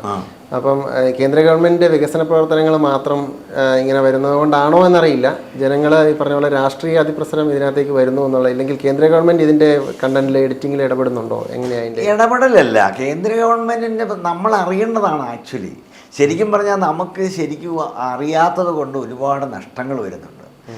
കേന്ദ്ര സർക്കാർ, ചിലപ്പോൾ കേന്ദ്ര സർക്കാരും കേരള സർക്കാരും രണ്ടു വരും, അല്ലെങ്കിൽ ഒന്ന് വരും. ഞാനൊക്കെ പലപ്പോഴും കാണുന്നുണ്ട്, ചിലപ്പോൾ കേരളത്തിൽ ഭരണം, കേന്ദ്രത്തിൽ ഭരണം, കേരളത്തിലെ കേന്ദ്രം ഒരുപോലെ ഭരിക്കുന്ന കാലഘട്ടമുണ്ട്. അങ്ങനെ പല കാലഘട്ടങ്ങളും വരും. ഏതായാലും കൊള്ളാം, കേന്ദ്ര സർക്കാർ ഒരുപാട് ക്ഷേമ പ്രവർത്തനങ്ങൾ ജനങ്ങൾക്കായിട്ടുണ്ട്. പക്ഷെ നമ്മളിത് പലതും അത് ഉപയോഗിക്കാൻ നമുക്ക് സാധിക്കുന്നില്ല, പക്ഷെ നമ്മൾ അറിയുന്നില്ല. അത് അറിയിക്കുക എന്നുള്ളതാണ് ദൂരദർശൻ്റെ പ്രധാനപ്പെട്ട കാര്യങ്ങളിലൊന്ന്. അതൊരിക്കലും ഗവൺമെൻറ്റിൻ്റെ ഇതല്ല, പോളിസി നടപ്പാക്കലല്ല, ജനക്ഷേമ പരിപാടികൾ ജനങ്ങളിൽ എത്തിക്കാൻ വേണ്ടിയിട്ടുള്ള ഒരു ശ്രമമാണ് നടക്കുന്നത്. അത് പലപ്പോഴും എന്നാന്ന് ചോദിച്ചാൽ, നമുക്കിപ്പോൾ ഈ വിവാദ വാർത്തകളും അങ്ങനെ നോക്കുമ്പോൾ എന്തെങ്കിലും വേറെ ഒരു ആരെങ്കിലും വ്യക്തിപരമായിട്ടോ അല്ലാത്തോ ഇവിടെ നാട്ടിൽ വലിയ പ്രമാണിയായിട്ടിരിക്കുന്ന ഒരാളിനെതിരെയുള്ള ഒരു വാർത്തയോ ഒക്കെ വരുമ്പം, അപ്പം അങ്ങനെ ഒരു വാർത്ത ഒരു ചാനൽ അല്ലെങ്കിൽ ഒരു ചർച്ച നടക്കുമ്പം ദൂരദർശനിൽ നിങ്ങൾക്ക് പിന്നെ ഇങ്ങനെ ഒരു സഹായം കിട്ടും, അല്ലെങ്കിൽ കേന്ദ്ര സർക്കാർ ഇങ്ങനെ ഒരു സഹായം ഇത്ര രൂപ, 4000 രൂപ അല്ലെ 1000 രൂപ നിങ്ങളുടെ ഇത് വരും, അല്ലെ ഇത്രം രൂപ നിങ്ങൾ ഇന്ന കാര്യങ്ങൾ ചെയ്താൽ ഫോണിലൂടെ ഇത് ചെയ്യുവാണെങ്കിൽ നിങ്ങൾക്ക് ഇത്ര രൂപ സബ്സിഡി കിട്ടും, അല്ലെങ്കിൽ ഒരു വ്യവസായം തുടങ്ങിയാൽ ഇങ്ങനെയുള്ള സഹായങ്ങൾ കിട്ടും എന്നൊക്കെ ഒരു പരിപാടി വരുമ്പോഴത്തേനും അത് കാണാൻ ആളുകൾക്ക് അത്രയും താല്പര്യമില്ല. നമുക്ക് സത്യം പറഞ്ഞാൽ അത് കാണുകയും മനസ്സിലാക്കുകയും ചെയ്താൽ നമുക്ക് ഒരുപാട് ഗുണങ്ങൾ കിട്ടുന്നതാണ്. കാരണം ഒരുപാട് ഈ 50% വരെ സബ്സിഡികൾ ഒരുപാട് സ്കീമുകൾ കേന്ദ്ര സർക്കാരുണ്ട്. അപ്പോൾ നമ്മുടെ മനസ്സിൽ രാഷ്ട്രീയം വെച്ച് ദൂരദർശനെ സമീപിക്കുന്നത് കൊണ്ടാണ് പ്രശ്നം. അതെ, അല്ല, കാരണം ദൂരദർശൻ്റെ രാഷ്ട്രീയമില്ലല്ലോ. പിന്നെ അല്ല, ഒരു വാർത്തയോ അല്ലെങ്കിൽ ഏത് പരിപാടിയും പ്രത്യേകം നമുക്ക് ഡയറക്ഷൻ ഉണ്ട്. ഇപ്പം ഇലക്ഷൻ വരുവാണെങ്കിൽ ഭരിക്കുന്ന പാർട്ടി ആയിക്കോട്ടെ പ്രതിപക്ഷം ആയിക്കോട്ടെ എല്ലാ പാർട്ടികൾക്കും തുല്യ ടൈമിങ്ങാണ്. അല്ലാതെ ഒരാളിപ്പം കേന്ദ്രത്തിൽ ഏത് കക്ഷി ഭരിച്ചാലും ആ കക്ഷിയോടൊപ്പം സമയം പ്രതിപക്ഷ കക്ഷികൾക്കും ദൂരദർശൻ നൽകാറുണ്ട്. ഒരിക്കലും അവർക്ക് അവരുടെ സമയം അപഹരിക്കാൻ പറ്റത്തില്ല. അത് നിയമപരമായിട്ട് തന്നെ, അല്ലെ ആർക്ക് ക്ലെയിം ചെയ്യാം. നമുക്കിപ്പോൾ നമ്മൾ പരാതി പറയാം. കാരണം എന്താണെന്ന് വെച്ചാൽ അവർക്ക് കൂടുതൽ സമയം കൊടുത്തു, ഞങ്ങൾക്ക് കൊടുത്തില്ലെന്ന് പറഞ്ഞാൽ അത് പരിഹരിക്കാതിരിക്കാൻ പറ്റില്ല. അതിപ്പം കാരണം ദൂരദർശൻ വരുന്ന പരിപാടി എന്ന് പറഞ്ഞാൽ കോടതി പോലെ ചിലപ്പോൾ ഇടപെടും. ദൂരദർശൻ ആ പരിപാടി അല്ലാതെ കേന്ദ്ര ഗവൺമെൻറ്റിൻ്റെ പരിപാടികൾ വരും, അല്ല കേന്ദ്രത്തിൽ ഭരിക്കുന്ന പാർട്ടിയെ സപ്പോർട്ട് ചെയ്യുക എന്നുള്ളത് ദൂരദർശൻ്റെ പരിപാടിയല്ല. അങ്ങനെ ചെയ്യാറുമില്ല. പിന്നെ പാലാ വഴി ഞാൻ കടന്നു പോകുമ്പോൾ കണ്ടിട്ടുണ്ട് ദൂരദർശൻ്റെ ലോഗോ നമ്മുടെ മുനിസിപ്പാലിറ്റി ബിൽഡിങ്ങിൻ്റെ മണ്ടയിൽ പണ്ട് ഒരു ഡിഷോ കാര്യങ്ങളോ അങ്ങനെ എന്തോ ഉണ്ടായിരുന്നു. അതുണ്ടായിരുന്നു. ഇവിടുന്ന് അന്ന് ഈ ഭൂതല ചാനല് രണ്ട് പ്രക്ഷേപണം ഉണ്ടായിരുന്നു. ഒന്ന് ഭൂതല ചാനലും ഒന്നല്ലാതെ ഡൽഹിയിൽ നിന്ന് നേരിട്ടുള്ളതും. ഡൽഹിയിൽ നിന്ന് നേരിട്ടുള്ള ഈ പരിപാടികൾ നമ്മൾ ആൻറ്റിന ഡിഷ് വെച്ച് നമുക്ക് കിട്ടും. പക്ഷേ ഇവിടുന്നുള്ള പരിപാടികൾ നമുക്ക് കിട്ടണമെങ്കിൽ ഇവിടുന്ന് ഈ തിരുവനന്തപുരത്ത് നിന്നുള്ള പരിപാടി ടെലികാസ്റ്റ് ചെയ്യുന്നുണ്ടായിരുന്നു. അപ്പോൾ അതിന് വേണ്ടിയിട്ട് ഇപ്പോൾ ഓരോ ജില്ലയിലും, ഇപ്പം പ്രത്യേകിച്ച് പറഞ്ഞാൽ കോട്ടയം ജില്ലയിലെ പാലായിലും ചങ്ങനാശ്ശേരിയിലും രണ്ട് ഇതുപോലെ തന്നെ ഒരു വലിയ ഡിഷ് വെച്ച് ഇവിടുത്തെ ആളുകൾക്ക് ലോക്കലായിട്ട് കാണാൻ വേണ്ടിയിട്ട് ഇവിടെ നിന്നുള്ള ഒരു ഇതുണ്ടായിരുന്നു, ഭൂതല ചാനൽ. അതിന് വേണ്ടിയിട്ടാണ് അങ്ങനെ. ശരിക്കും ട്രാൻസ്മിഷൻ തന്നെയായിരുന്നു. അതെ, എല്ലാ സൗകര്യങ്ങളോടും കൂടിയാണ്. ശരിക്കും അത് അവർക്ക് അവിടുന്ന് നേരെ ട്രിവാണത്തും അല്ല ടെലികാസ്റ്റ് ചെയ്യുന്ന സാധനം നേരിട്ട് നമുക്ക് ആൻറ്റിന വഴി കിട്ടുകയല്ല. അതിന് വേണ്ടിയിട്ടാണ് അതിവിടെ. അപ്പൊ ഈ പാലായിലായിരുന്ന ആ ഡിഷേന്നായിരുന്നു ഈ പാലാ പ്രദേശത്തുള്ള കോട്ടയം ജില്ലയെ രണ്ട് കേന്ദ്രം, അങ്ങോട്ട് പോയാൽ തൊടുപുഴ ഉണ്ടായിരുന്ന കേന്ദ്രം, കോട്ടയം ജില്ലയിൽ എനിക്ക് തോന്നുന്നു 2 കേന്ദ്രം, ഒന്ന് ചങ്ങനാശ്ശേരിയിൽ ഉണ്ടായിരുന്ന, പാലായി ഉണ്ടായിരുന്നു. ഈ 2 സ്ഥലത്തു നിന്നാണ് ഇത് രണ്ടും കിട്ടിക്കൊണ്ടിരുന്നത്. ഇവരിവിടുന്ന് ഇത് ചെയ്യുന്ന, അവിടുന്ന് അപ്ലോഡ് ചെയ്യുന്ന സംഭവം ഇവിടുന്ന് പാലായിൽ നിന്ന് അങ്ങനെ ഉണ്ടായിരുന്നു. അതാണെന്ന്. പിന്നീടത് എല്ലാം മാറ്റി നമുക്ക് ഈ കേബിൾ വഴിയും അത് കഴിഞ്ഞ് ഗ്രഹം വഴിയൊക്കെ ആക്കിയപ്പോഴത്തേനും, സാറ്റലൈറ്റ് ആയപ്പോഴത്തേനും നമുക്കിതെല്ലാം മാറ്റം വന്നല്ലോ. പെട്ടെന്നല്ലേ ഇതെല്ലാം മാറ്റം വരുന്നത്. പണ്ട് വെറും ഒരു കേബിളിലല്ലായിരുന്നു നമ്മൾ കണ്ടുകൊണ്ടിരുന്നത്. ഒരുപാട് ഗ്രെയിൻസ് ഉള്ള ഒരു മീൻമുള്ളു പോലത്തെ ഒരു ആന്റിന. അതെ, അതൊരു ഗ്രെയിൻസ്. അതൊക്കെ ഈ പുതിയ തലമുറ കണ്ടിട്ട് പോലും കാണുകയില്ല. കാരണം അതിന്റെ പൊക്കത്തിൽ കയറി തിരിക്കുകയും അതിന്റെ മുകളിൽ കയറുന്ന അപകടം ഉണ്ടാകുകയും ഒക്കെ സംഭവം. മേലെ കയറേണ്ട കിട്ടിയോ 3 പേര് വേണം. അന്നത്തെ കാലത്ത് ഇത് ചെയ്യണമെങ്കിൽ 3 പേര്, ഒരാൾ പൊക്കത്തിൽ നിന്ന് തിരിക്കണം, താഴെ മുറ്റത്ത് ഒരാൾ നിന്ന് അത് പറയണം, എന്നിട്ട് TV അതനുസരിച്ച് ട്യൂൺ ചെയ്യണം. അങ്ങനെ 3 പേരുണ്ടെങ്കിലേ ഇതൊന്നും ശരിയായി വരും. ആദ്യകാലം എന്ന് പറഞ്ഞാൽ അങ്ങനെയാണല്ലോ, പഴയ കാലം. ഇനി ചോദിക്കാനുള്ളത് മെയിനായിട്ട് ഇപ്പോഴത്തെ ഈ ഞാൻ 2 തവണ സൂചിപ്പിച്ചായിരുന്നു ചോദ്യത്തിനിടയ്ക്ക്, അതായത് ഈ ഓൺലൈൻ മാധ്യമങ്ങളുടെ എങ്ങനെയാണ് അതിൻ്റെ അതിപ്രസരം, അതിനെക്കുറിച്ചൊന്ന് പറയാമോ? ഇതുപോലെ ഒരു ഏഷ്യാനെറ്റ്, സൂര്യ, ദൂരദർശൻ മാത്രമല്ല, എല്ലാ ചാനലുകൾക്കും നല്ലൊരു എഡിറ്റോറിയൽ സംവിധാനമുണ്ട്. റെക്കോർഡ് ചെയ്യുന്ന സാധനം അത് ഡബിൾ ചെക്കപ്പ് നടത്തി അത് പ്രോസസ്സ് ചെയ്ത് കറക്റ്റായിട്ട് ജനങ്ങളുടെ മുന്നിൽ വാർത്ത എത്തുന്നു. അതേസമയം മറ്റൊരു വശത്ത് വെറുതെ റെക്കോർഡ് ചെയ്ത് ഒരു ക്യാപ്ഷനും ഇട്ട് മില്യൺ കണക്കിന് വ്യൂ അതിന് വരുന്നു. അപ്പോൾ ഈ ഒരു രീതിയെക്കുറിച്ച് എന്നാ പറയാനുള്ളത്? എന്ന് പറയുമ്പം ഇതുപോലെയുള്ള മാധ്യമങ്ങൾ ഉത്തരവാദിത്ത സ്ഥാപനങ്ങൾ എന്ന് പറയും. ഇപ്പം ദൂരദർശനോ മനോരമയോ ഏഷ്യാനെറ്റോ പോലെയുള്ള സ്വകാര്യ ചാനലും ഗവൺമെൻറ് ചാനലും എന്ന് പറഞ്ഞാൽ അവർക്ക് വലിയൊരു ഉത്തരവാദിത്വമുണ്ട്. അവരുടെ ഭാഗത്തുനിന്ന് തെറ്റ്, പ്രത്യേകിച്ച് മനോരമയിൽ ഞാൻ വർക്ക് ചെയ്തുകൊണ്ട് എനിക്ക് നന്നായിട്ട് അറിയാം. ദൂരദർശൻ്റെ പോളിസിയും എനിക്കറിയാം. കാരണം ഇത് രണ്ടും, ദൂരദർശൻ എന്ന് പറഞ്ഞാൽ ഒരു തിരുത്ത് എനിക്ക് തോന്നുന്നു ഇതുവരെ ഉണ്ടാകാത്തൊരു സ്ഥാപനമാണ്. തിരുത്തി ഒരു സംഗതി തിരുത്ത് എന്ന് പറഞ്ഞാൽ ഇന്നലെ ഞങ്ങൾ ചെയ്ത് ക്ഷമിക്കണം, തെറ്റിപ്പോയെന്ന് പറഞ്ഞ സംഭവം ദൂരദർശനിൽ നിന്ന് വരികയില്ല. കാരണം അങ്ങനെയുള്ള ചിലപ്പോൾ 5 മിനിറ്റൊക്കെ ചിലപ്പോൾ ലേറ്റ് ആവും, പക്ഷെ ഒരിക്കൽ പോലും ഒരു തിരുത്തുണ്ടാകുകയില്ല. അത്രത്തോളം പിന്നെ അത് ആധികാരികത വരുത്തിയതിന് ശേഷം മാത്രമേ ഒരു വാർത്ത കൊടുക്കുകയുള്ളൂ. മനോരമയും ഒരു പരിധിവരെ അങ്ങനെ തന്നെ. ഒരിക്കൽ പോലും മനോരമയിൽ തിരുത്തുകൾ കുറവല്ലേ. കാരണം കേട്ട പാതി കേൾക്കാത്ത പാതി വാർത്ത കൊടുക്കുന്ന ഒരു പരിപാടി മനോരമ പത്രത്തിന് ഒരിക്കലും ഇല്ല. അപ്പോൾ ചാനലൊക്കെ വന്നപ്പോഴത്തേനും കുറച്ചുകൂടെ സ്പീഡ് വന്നപ്പോൾ മാറും. അതേ സമയത്ത് അതുകൊണ്ടുള്ള ഗുണം എന്നാന്ന് വെച്ചാൽ ഇപ്പോൾ ചാനലുകളാണെങ്കിലും ഇങ്ങനെയുള്ള സ്ഥാപനങ്ങൾക്ക് വലിയ ഉത്തരവാദിത്വമുണ്ട്. കാരണം അതിന് ഇപ്പോൾ ചോദിക്കാനും അവിടെ ആളുണ്ട്, അവിടെ ഒട്ടേറെ ഉദ്യോഗസ്ഥരുണ്ട്. ഇത് വാർത്തകൾ കൊടുക്കുന്നവർ മാത്രമല്ല, അതിന് മാനേജ്മെൻറ്റ് എന്നൊക്കെ പറഞ്ഞാൽ വലിയൊരു നിര തന്നെയുണ്ട് മാനേജ്മെൻറ്റിൻ്റെ, വളരെ റെസ്പോൺസിബിൾ ആയിട്ടുള്ള. അതുകൊണ്ട് തന്നെ ഉള്ള ഇത് എന്നാന്ന് വെച്ചാൽ അവിടെ പരമാവധി തെറ്റുകൾ വരികയില്ല. നമുക്ക് ഒരു പരിധി വരെയൊക്കെ വിശ്വസിക്കാം. പക്ഷേ ഈ ഓൺലൈൻ ചാനൽ എന്ന് പറയുമ്പോൾ ഞാൻ ഓൺലൈൻ ചാനലിനെ ആക്ഷേപിക്കുകയല്ല. ഓൺലൈൻ ചാനലിനകത്തെ, കാരണം ഓൺലൈൻ ചാനലും കാലത്തിൻ്റെ മാറ്റത്തിനനുസരിച്ച് ഇതെല്ലാം വേണം. പക്ഷേ അന്നത്തേനും ഉത്തരവാദിത്തങ്ങൾ കുറവാണ്.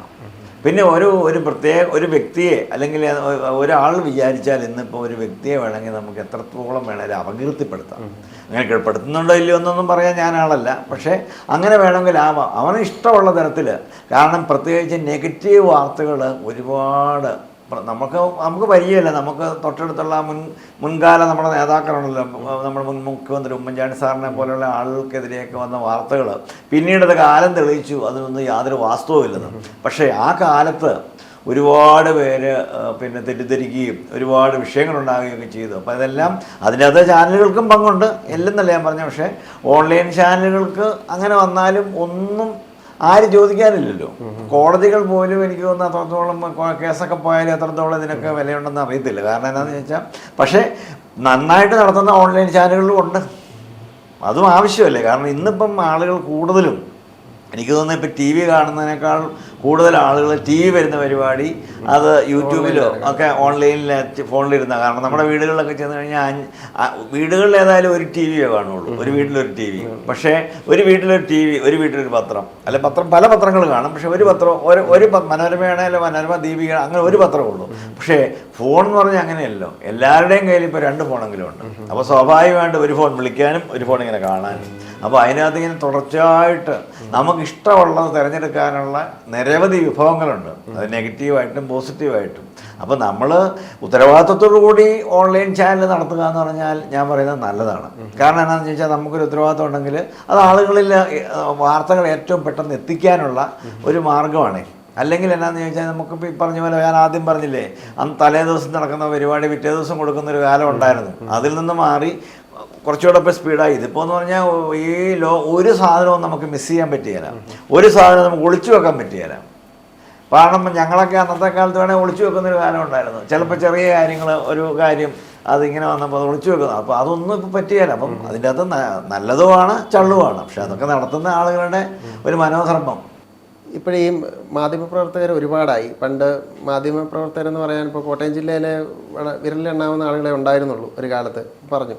ഇപ്പം ഇവരുടെ എണ്ണം കൂടുന്നതനുസരിച്ച് പൊതുജനങ്ങൾക്ക് ഭീഷണിയാകുന്നുണ്ടോ? അതായത് ഈ വാർത്ത ഇടുന്നതിന് പൈസ, ഇടാതിരിക്കുന്നതിന് പൈസ, എല്ലാം ഈ പൈസ ലക്ഷ്യത്തിലേക്ക് തന്നെ ഒരുപാട് പേര് പ്രവർത്തിക്കുന്ന പോലെ തോന്നുന്നില്ലേ? എനിക്കങ്ങനെ അനുഭവങ്ങൾ ഉണ്ടായിട്ടുണ്ട്. അതുകൊണ്ട് പറഞ്ഞാണ് അങ്ങനെ അതിൻ്റെ ഒരു അഭിപ്രായം. പൈസ മേടിക്കുന്നവർ അന്നും ഉണ്ടായിരുന്നു. അന്നും പൈസ എണ്ണം കുറവാണെങ്കിൽ അതനുസരിച്ചുള്ള പെർസെന്റേജ് അനുസരിച്ച് പറഞ്ഞു കഴിഞ്ഞാൽ അന്ന് അധികം പേര് മാധ്യമപ്രവർത്തനങ്ങളില്ലെങ്കിലും പൈസയും അല്ല സ്വാധീനങ്ങളും അന്നത്തെ പ്രധാനം പറഞ്ഞപ്പോൾ നമുക്കിപ്പം ഞാൻ പറഞ്ഞില്ലേ, തുടക്കത്തിൽ നമ്മൾ ചെല്ലുമ്പോൾ പൈസ തരാൻ തയ്യാറായിരുന്നു ആളുകൾ.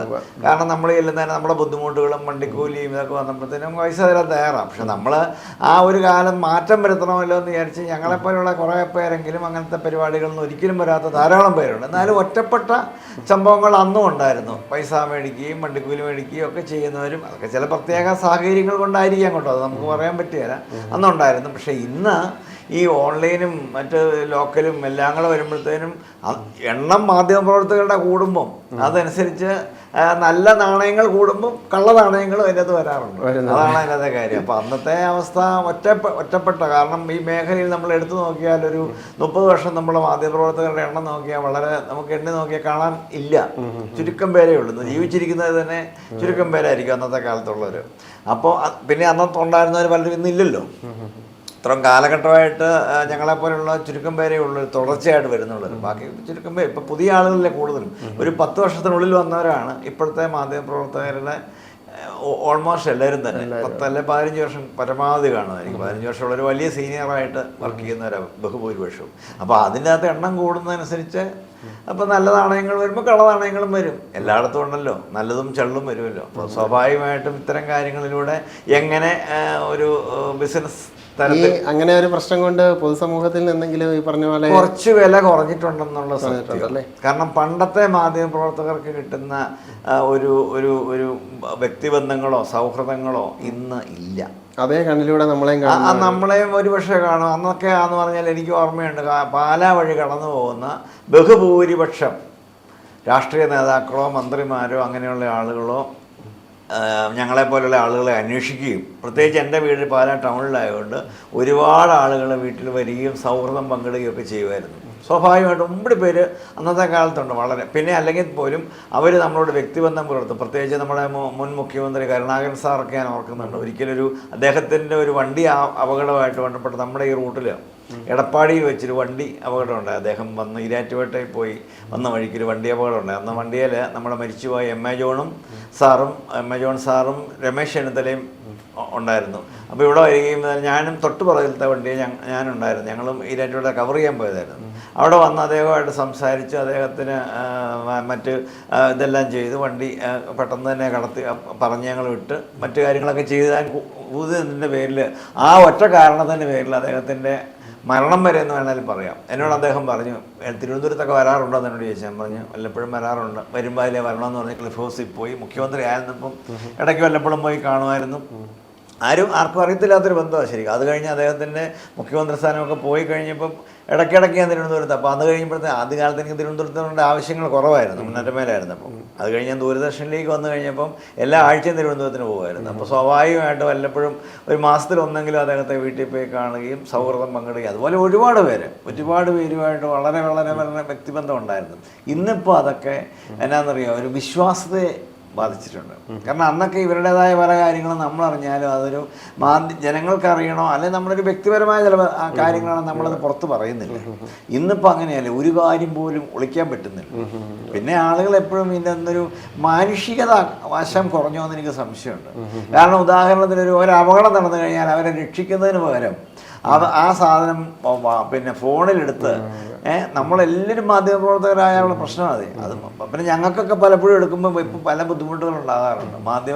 നമ്മളൊരു പരിപാടി കവർ ചെയ്യാൻ ചെല്ലുമ്പോൾ നമുക്ക് സൗകര്യം കുറവാണ്. കാരണം വരുന്ന മുഴുവൻ മനുഷ്യർ മുഴുവൻ ഇപ്പം 500 പേര് ഒരു പരിപാടി കാണാനിരുന്ന 500 പേര് മൊബൈൽ ഇങ്ങനെ പൊക്കി പിടിച്ച് അവരെടുത്തോണ്ടിരിക്കുക.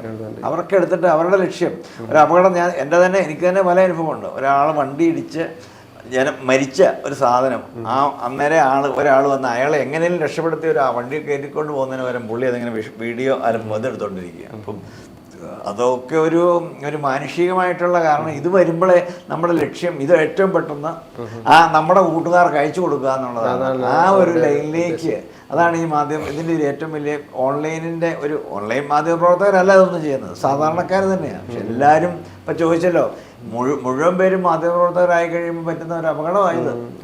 മാറ്റം വരേണ്ട കാര്യം തന്നെയാണ് ശരിക്കും. ജനങ്ങളുടെ മനസ്ഥിതി മാറണം.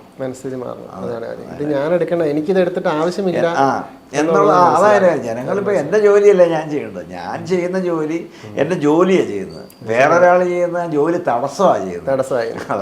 അവർക്ക് കുറച്ചു നേരം ഫോണിൽ അവരിങ്ങനെ ആദ്യം എടുത്തിട്ട് ഈ സാധനം എടുത്തിട്ട് മറ്റുള്ളവരിൽ എത്തിക്കാൻ, അവരുടെ സുഹൃത്തുക്കളിൽ എത്തിക്കാൻ വേണ്ടിയിട്ടാണ് ചെയ്യുന്നത്. അതുകൊണ്ടുള്ള കുഴപ്പമെന്ന് വെച്ചാൽ ആദ്യം ചെയ്യേണ്ട പണി അതല്ലല്ലോ. ഒരു അപകടം വന്ന ഒരാളിനെ ഏറ്റവും പെട്ടെന്ന് എടുത്ത് ഹോസ്പിറ്റലിൽ എത്തിക്കുക എന്നുള്ളതാണ് ആദ്യം ചെയ്യേണ്ട പണി. അപ്പോൾ അങ്ങനെയല്ല ചെയ്യുന്നത്. പലപ്പോഴും നമ്മൾ കാണുന്നത് അതുടനെ മൊബൈലിൽ എടുത്തുകൊണ്ടിരിക്കുക ആളുകൾ. ഒരു നല്ല പ്രവണത അല്ലെന്നുള്ള സത്യമല്ലേ. നമ്മുടെ സഹോദരങ്ങളോ നമ്മുടെ വേണ്ടപ്പെട്ടവരോ വീട്ടിൽപ്പെട്ടവർക്ക് ഇങ്ങനെ വരുമ്പോഴാണ് നമ്മളൊക്കെ ബുദ്ധിമുട്ടുന്നത്. മറ്റുള്ളവരെന്നുള്ള ചിന്ത വരുമ്പോഴാണ് ഇതെല്ലാം. അത്തരം ഒരു സാഹചര്യത്തിൽ ഈ പറഞ്ഞ പോലെ അതിന് ഉത്തരവാദിത്തപ്പെട്ട സ്ഥാപനങ്ങളിൽ നിന്നും വരുന്നവർക്ക് അതിനുള്ള അവരുടെ പണി എന്ന് പറഞ്ഞാൽ അവര് പോലും പണ്ട് കേട്ടിട്ടില്ലേ, ലോകത്തിലെ തന്നെ അവാർഡ് മേടിച്ച ഒരാള് പിന്നെ നമ്മുടെ ഒരു കൊച്ച് ഇങ്ങനെ കിടന്നപ്പം അതിനെ ഒരു കഴുകൻ വന്ന് ഒരു കുട്ടിയെ, ലോകത്തിലെ ഏറ്റവും വലിയ പിക്ചറിനുള്ള അവാർഡ് കിട്ടിയൊരു പടമാണ്. ഒരു കഴുകൻ വന്ന് ആ കുട്ടിയുടെ അടുത്തിരിക്കുന്ന ഒരു ഫോട്ടോ. അപ്പോൾ ഇയാൾ നോക്കിയപ്പം ഒരു യുദ്ധമുന്നണിയിലായിരുന്നു. അപ്പോൾ ഇയാൾ നോക്കി അവിടെ ചെന്നപ്പോൾ ഒരു കഴുകൻ ഇങ്ങനെ ഒരു കുട്ടിയുടെ അടുത്തൊരു ദാരിദ്ര്യം പിടിച്ച ബാലിനിങ്ങനെ ഇരിക്കുന്നു. അത് കഴിഞ്ഞ് കഴുകൻ അതിനെ ഒരു ഫോട്ടോ പുള്ളി ഇത് എടുത്തതിന് ശേഷം പുള്ളി വേറൊന്നും ചിന്തിക്കാതെ തിരിച്ചുപോയി. പക്ഷെ അത് കഴിഞ്ഞ് ലോകത്തിലെ ഏറ്റവും നല്ല ആ വർഷത്തെ അവാർഡ് കിട്ടി. അവാർഡ് കിട്ടിക്കഴിഞ്ഞപ്പോൾ അത് കഴിഞ്ഞ് പിന്നീട് ആ പുള്ളി ചിന്തിച്ച് ആ കൊച്ചിനെന്ത് സംഭവിച്ചു എന്ന് ഉള്ള ഒരു ചിന്ത മറ്റുള്ളവർ ചില ആളുകൾ ചോദിക്കുകയും ചെയ്തു. അത് കഴിഞ്ഞപ്പോൾ പുള്ളിക്ക് ആ ചിന്ത വന്ന് പുള്ളി ചെന്നപ്പം കുട്ടിയുമില്ല കഴുകനുമില്ല. എന്ത് സംഭവിച്ചെന്നുള്ള പുള്ളിക്ക് അറിയത്തില്ല. അങ്ങനെ സംഭവം ഉണ്ടായിട്ടുണ്ട്. അങ്ങനെ നിരവധി സംഭവം. അപ്പോൾ അതിൽ നിരാശനായ പുള്ളി അവസാനം ആത്മഹത്യ ചെയ്യുന്നൊരു വക്കിൽ വരെ എത്തിയായിരുന്നു. അങ്ങനെ ഒരു സംഭവം അങ്ങനെയുണ്ട്. അങ്ങനെ ധാരാളം സംഭവങ്ങളുണ്ട്. നമ്മൾ ഈ ചെയ്യേണ്ട ചില കാര്യങ്ങളെ പോസിറ്റീവായിട്ടുള്ള ചില കാര്യങ്ങൾ അതെന്ന് പറയുമ്പോൾ അത് നിസ്സാരമായിട്ട് കൂട്ടാൻ പറ്റില്ല. നമ്മുടെ സഹായം ഏറ്റവും പെട്ടെന്ന് എത്തിക്കണമെങ്കിൽ അത് എത്തിക്കണ്ടേ. എന്നെയൊക്കെ സംബന്ധിച്ചിടത്തോളം ഇത് വന്നതിന് ശേഷം ഒരിക്കൽ നമ്മുടെ കുമരകത്ത് ഒരു സംഭവം ഉണ്ടായി. കുമരകത്ത് ഒരു വികലാംഗനായ ഒരാൾ, പുള്ളി അവിടുത്തെ വേസ്റ്റ് പെറുക്കി ജീവിക്കുന്ന ഒരാളുണ്ട്. വള്ളത്തേറ പുള്ളിക്ക് നീങ്ങാൻ പറ്റുള്ളൂ. പുള്ളി ഇങ്ങനെ ഒരിക്കലും ഞാനിങ്ങനെ അറിഞ്ഞ് പിന്നെ അവിടെ ചെല്ലുമ്പം ഇങ്ങനൊരു സംഭവം അറിഞ്ഞു. രാജപ്പൻ എന്ന് പറയും, കുമരകം രാജപ്പൻ. പുള്ളിക്ക് അവാർഡ് കിട്ടിയായിരുന്നു. അല്ല, പുള്ളിക്ക് അവാർഡ് എന്ന് പറഞ്ഞാൽ അങ്ങനെയാണ്.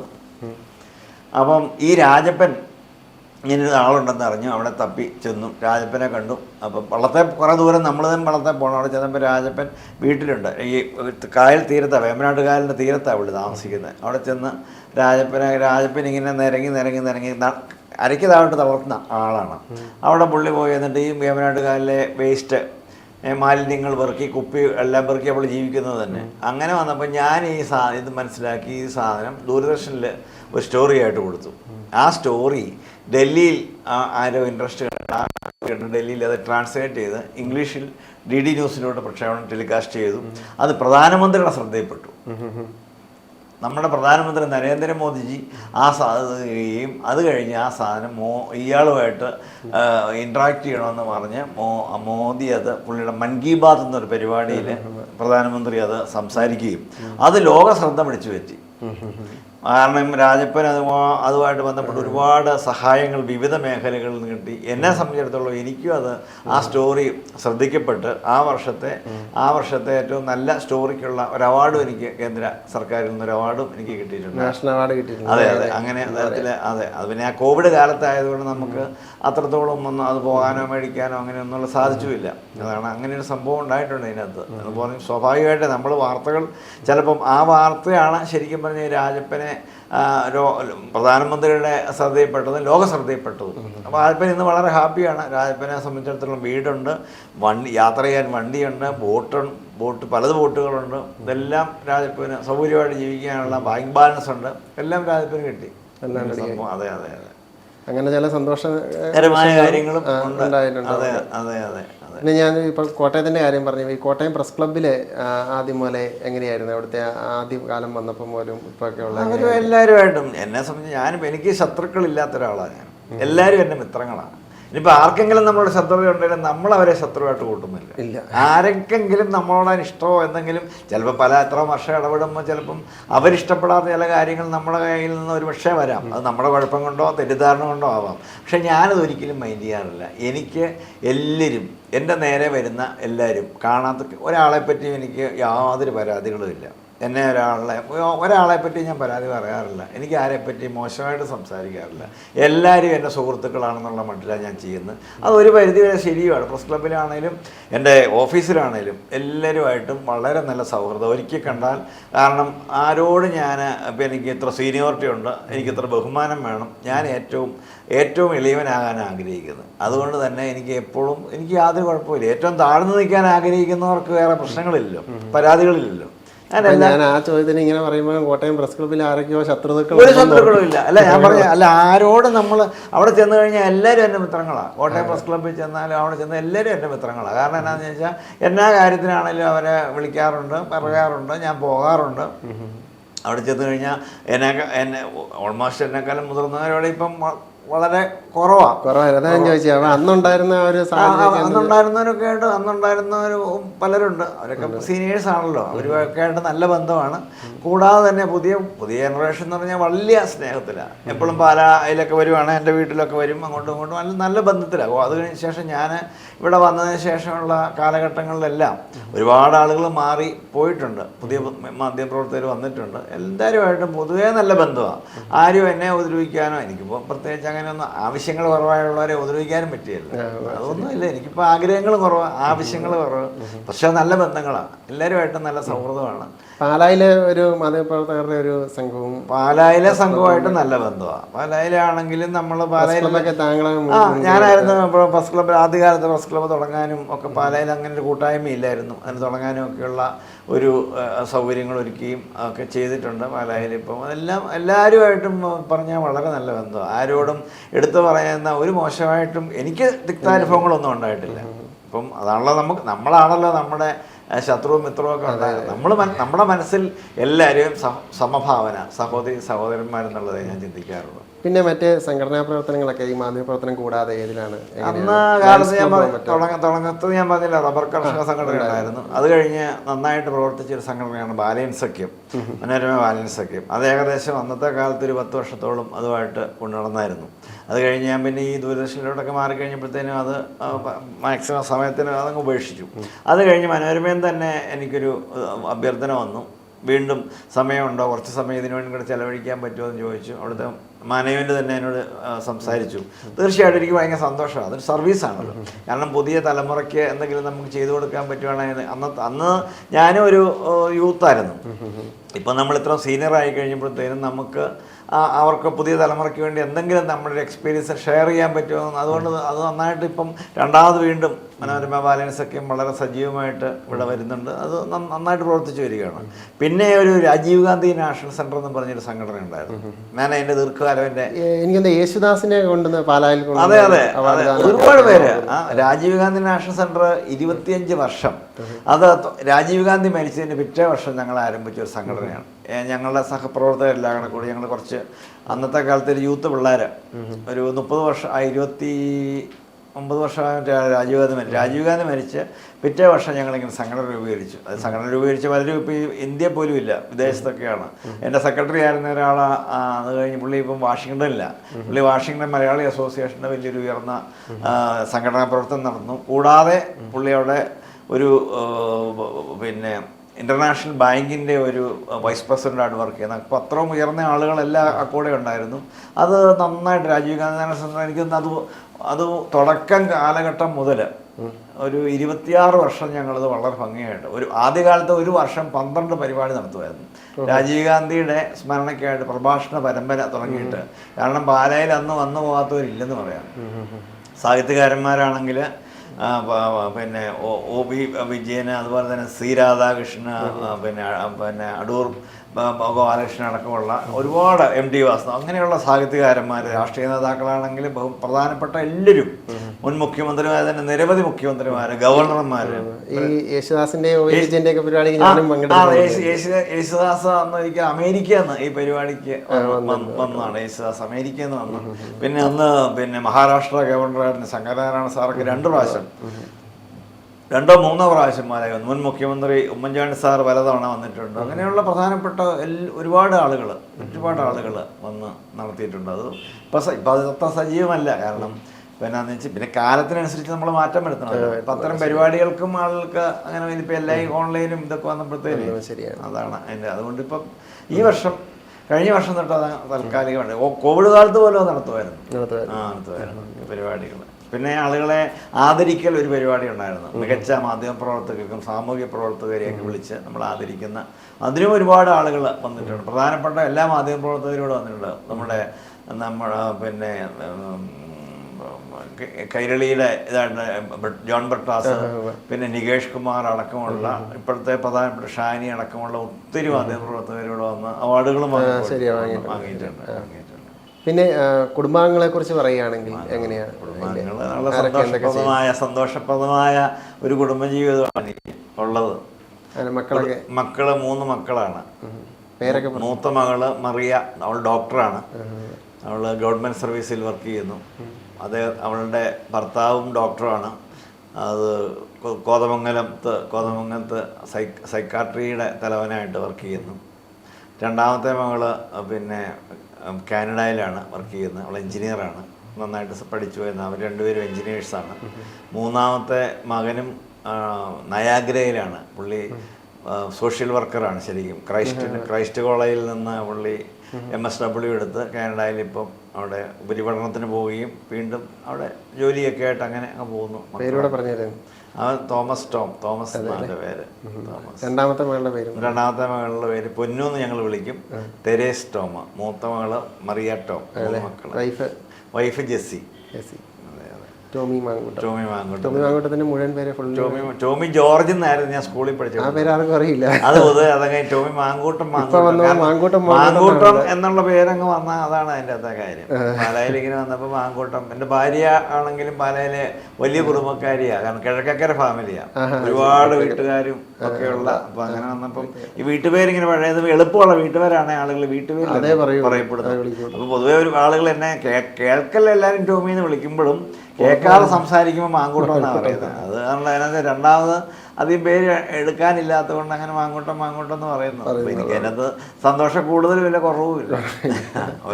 അവരവരുടെ എളുപ്പത്തിന് അവരൊന്ന് പറയുന്നു. അപ്പൊ ദൂരദർശന്റെ ഈ അവാർഡ് കിട്ടിയതിനെ കുറിച്ച് 25 വർഷം ഔട്ട്സ്റ്റാൻഡിംഗ് പെർഫോമൻസ് അതാണ് അവര് ഇങ്ങനെ വന്നപ്പോൾ 25 വർഷം പൂർത്തിയാക്കി കഴിഞ്ഞപ്പോൾ ഞങ്ങൾ എല്ലാ വർഷവും ഇങ്ങനെ ഒരു കൂട്ടായ്മയുണ്ട് അവിടെ. ന്യൂസ് റൂം കൂട്ടായ്മ എന്നാണ് പറയുന്നത്. കൊടപ്പനക്കുന്ന് ആസ്ഥാനത്ത് തന്നെ ഒരു ന്യൂസ് റൂം കൂട്ടായ്മ. എല്ലാ വർഷവും മുഴുവൻ റിപ്പോർട്ടേഴ്സും അവിടുത്തെ ന്യൂസ് റൂമിലെ എഡിറ്റേഴ്സും ഡയറക്ടറും ന്യൂസ് ഡയറക്ടറും എല്ലാവരും ഉള്ളൊരു കൂട്ടായ്മയുണ്ട്. അപ്പോൾ ഇത്തവണ അവർക്ക് തോന്നി ഇങ്ങനെ ഒരു 25 വർഷം പൂർത്തിയാക്കിയ ആളുകളെ എടുത്തു പറയേണ്ടതാണ്. ആ ഒരു സ്പീഡ്, റിപ്പോർട്ടിങ്ങിലെ സ്പീഡ് ഞാൻ ഒരു ദിവസം നേരിട്ട് കണ്ടതാണ്. ഞാൻ മൊബൈലിലെടുത്തു, താങ്കൾ മൊബൈലിലെടുത്തു. ഞാൻ അയക്കുന്നതിനെ കുറിച്ച് ചിന്തിച്ചപ്പോഴത്തേക്കും ഇവിടെ ദൂരദർശനിൽ വിഷൽ എത്തിക്കഴിഞ്ഞു. അത് അവിടെ തന്നെ പറയാറുണ്ട്, അവിടെ തന്നെ ഏറ്റവും പെട്ടെന്ന് പറയും. അവിടുത്തെ പുതിയ കുട്ടികൾ വരുമ്പോൾ പണ്ട് പറയുമായിരുന്നു ആദ്യകാലത്ത്, നിങ്ങൾ കിടന്ന് ഉറങ്ങുന്ന സമയത്ത് ഒരു പാർട്ടി പാലായിന്ന് സ്വന്തമായിട്ട് വണ്ടി ഓടിച്ച് സ്വന്തമായിട്ട് പിന്നെ സ്ഥലത്ത് ചെന്ന് സ്വന്തമായിട്ട് വീഡിയോ എടുത്ത് സ്വന്തമായിട്ട് റിപ്പോർട്ട് എഴുതി ഇവിടെ സാധനം ചിന്തിക്കുന്നതിനേക്കാൾ സ്പീഡിൽ ഇവിടെ എത്തിക്കുന്ന ഒരാളോ ആണെന്നും പറഞ്ഞിങ്ങനെ പറയുമായിരുന്നു എന്ന് പലപ്പോഴും അവിടെ പലരും എന്നോട് സംസാരിച്ചിട്ടുണ്ട്. കാരണം എന്താ വെച്ചാൽ അതെനിക്ക് മനോരമയിൽ നിന്ന് കിട്ടിയൊരു കോച്ചിങ്ങാണ്. മനോരമയുടെ ഒരു ഇതാണ്. മനോരമ എന്ന് പറയുന്നത് സ്പീഡാണ്, പെർഫെക്ഷനും സ്പീഡും രണ്ടും മനോരമയ്ക്ക് ഒരുപോലെ വേണം. പെർഫെക്റ്റ് ആയിരിക്കണം, അതിനകത്ത് യാതൊരു ഇതും കാണരുത്, വളരെ സ്പീഡ് ചെയ്യണം, വേഗതയും വേണം. ആ വേഗത പക്ഷെ പല സ്ഥാപനങ്ങൾക്ക് അത്ര വേഗതയിൽ ആളുകൾ അത്ര വേഗത ചെയ്യണ്ടായിരുന്നു എന്നൊക്കെ. പക്ഷേ എന്നെ സംബന്ധിച്ചുള്ള ഞാൻ പഠിച്ചത് അങ്ങനെ വേഗതയും പെർഫെക്ഷൻ വേഗത കൂടുമ്പം പെർഫെക്ഷൻ ചിലപ്പോൾ കുറയും. പിന്നെ വാർത്തയ്ക്ക് പെർഫെക്ഷനേക്കാൾ ഉപരി വേഗതയ്ക്കാണ്. വേഗത ഒരു വളരെ പ്രധാനപ്പെട്ട കാര്യം. പെർഫെക്ഷനും വേണം. പക്ഷെ ഒരു വാർത്തകൾ നമ്മൾ ന്യൂസിലൊക്കെ പോകുമ്പം പല പ്രധാനപ്പെട്ട ന്യൂസും ക്വാളിറ്റി പോലും നോക്കുകയില്ല, ആ സാധനം കൊടുക്കാൻ പറ്റുക എന്നുള്ളതാണ്. എവിടുന്ന് കിട്ടിയാലും എടുത്ത് എവിടുന്ന് ഒരു മൊബൈലിൽ കിട്ടിയാലും പോലും പലപ്പോഴും സ്വകാര്യ ചാനലുകൾ അപ്പം ടെലികാസ്റ്റ് ചെയ്യല്. കാരണം വെച്ചാൽ സ്പീഡ് ഒരു പ്രധാന ഘടകമാണ്, ആദ്യം എത്തിക്കുക എന്നുള്ളത്. പിന്നെ വേഗത, എല്ലാത്തിനും വേഗത. കാരണം ഏറ്റവും നമ്മുടെ പരിപാടി കഴിഞ്ഞ് ഏറ്റവും ആദ്യത്തെ ന്യൂസിൽ വരിക എന്നുള്ളതാണല്ലോ. അത് നമ്മളത് ഇപ്പോഴും എനിക്ക് സന്തോഷമാണ്, അയക്കാനും എടുക്കാനും കാണാനും എല്ലാം. ചെറുപ്പത്തിന്റെ എനർജി തീർച്ചയായിട്ടും ഉണ്ട്. അന്നൊക്കെയാണ് പാലായിലൊക്കെ 10 ഈ നമ്മുടെ ഈ മേഖലയിൽ എൻ്റെ ഏരിയയിൽ രാത്രി 10 മണി വരെ നടക്കുന്ന എല്ലാ പരിപാടികളും പിറ്റേ ദിവസം രാവിലത്തെ പത്രത്തിൽ അടിച്ചു വരുമായിരുന്നു. അതുകൊണ്ടാണ് ഞാൻ പാലായിൽ ഇത്രയും ശരിക്കും പറഞ്ഞാൽ അങ്ങനെ അത് ആര് ചെയ്തു എന്ന് ആദ്യം അന്വേഷിക്കും. അന്നത്തെ കാലത്ത് ഇവിടുത്തെ ഞാൻ ഓർക്കുന്നുണ്ട് IMA പോലുള്ള സംഘടനകൾ ഒരുപാട്, റോയി എബ്രാവോ ഒക്കെ നമ്മുടെ IMAയുടെ പ്രസിഡൻ്റൊക്കെ ആയിരിക്കുമ്പോൾ ഓർക്കുന്നുണ്ട്, അവർ ഒത്തിരി പരിപാടി നടത്തും. ആ പരിപാടികളെല്ലാം അന്ന് രാത്രി IMAയുടെ പരിപാടിയൊക്കെ വൈകൂല കഴിയുമ്പം 10 മണിയൊക്കെ ആകാൻ കഴിയുമ്പം, പക്ഷെ പിറ്റേ ദിവസം രാവിലെ പത്രം എടുത്ത് നോക്കുമ്പം അവരുടെ പടം കാണുമ്പം അവർ തന്നെ അന്നത്തെ കാലത്ത് ഇത് വർഷം ഇത്ര ആയെന്ന് ഓർക്കണം, 10-30 വർഷം മുമ്പ് ഇത് കാണുമ്പം അന്തം വിട്ടു പോകും. ഇന്നൊക്കെ ഇത്ര പെട്ടെന്ന് അന്നൊന്നും ഇല്ലല്ലോ, സൗകര്യങ്ങളൊന്നും ഇല്ലാത്ത കാലത്ത് പിറ്റേ ദിവസത്തെ പത്രത്തിൽ മനോരമ പത്രത്തിൽ അടിച്ചു വരും. അങ്ങനെ തന്നെ മനോരമ ഇവിടെ വലിയ എസ്റ്റാബ്ലിഷ് ആകാനുള്ള പല കാരണങ്ങളിൽ, ഞാൻ കാരണമെന്ന് ഞാൻ പറയല, പക്ഷേ പല കാരണങ്ങളിലൊന്ന് അങ്ങനെയൊക്കെ ഉണ്ട്. സ്പീഡ് അത് എന്നെ പോലുള്ള റിപ്പോർട്ടേഴ്സ് അവർക്ക് എല്ലാം ഉള്ളത്. ഇപ്പം എത്ര വയസ്സായി ഇപ്പം? എനിക്ക് വയസ്സ് ഒരുപാടായി. അതെ ശരിക്കും ഞാൻ വളരെ സീനിയർ സിറ്റിസൺ ആണ്. അത് പ്രവൃത്തിയിലും അങ്ങനെ ആകാതിരിക്കാനായി ഇങ്ങനെ ആക്റ്റീവായിട്ട് എപ്പോഴും നിൽക്കുന്നത്. വളരെ സീനിയർ ആയിട്ട് സിറ്റിസൺ ആണ്. അതുകൊണ്ടാണല്ലോ എൻ്റെ സുഹൃത്തുക്കൾ എന്ന് പറയുന്നത് കേരളത്തിലെ തന്നെ സീനിയേഴ്സ് തന്നെ എപ്പോഴും.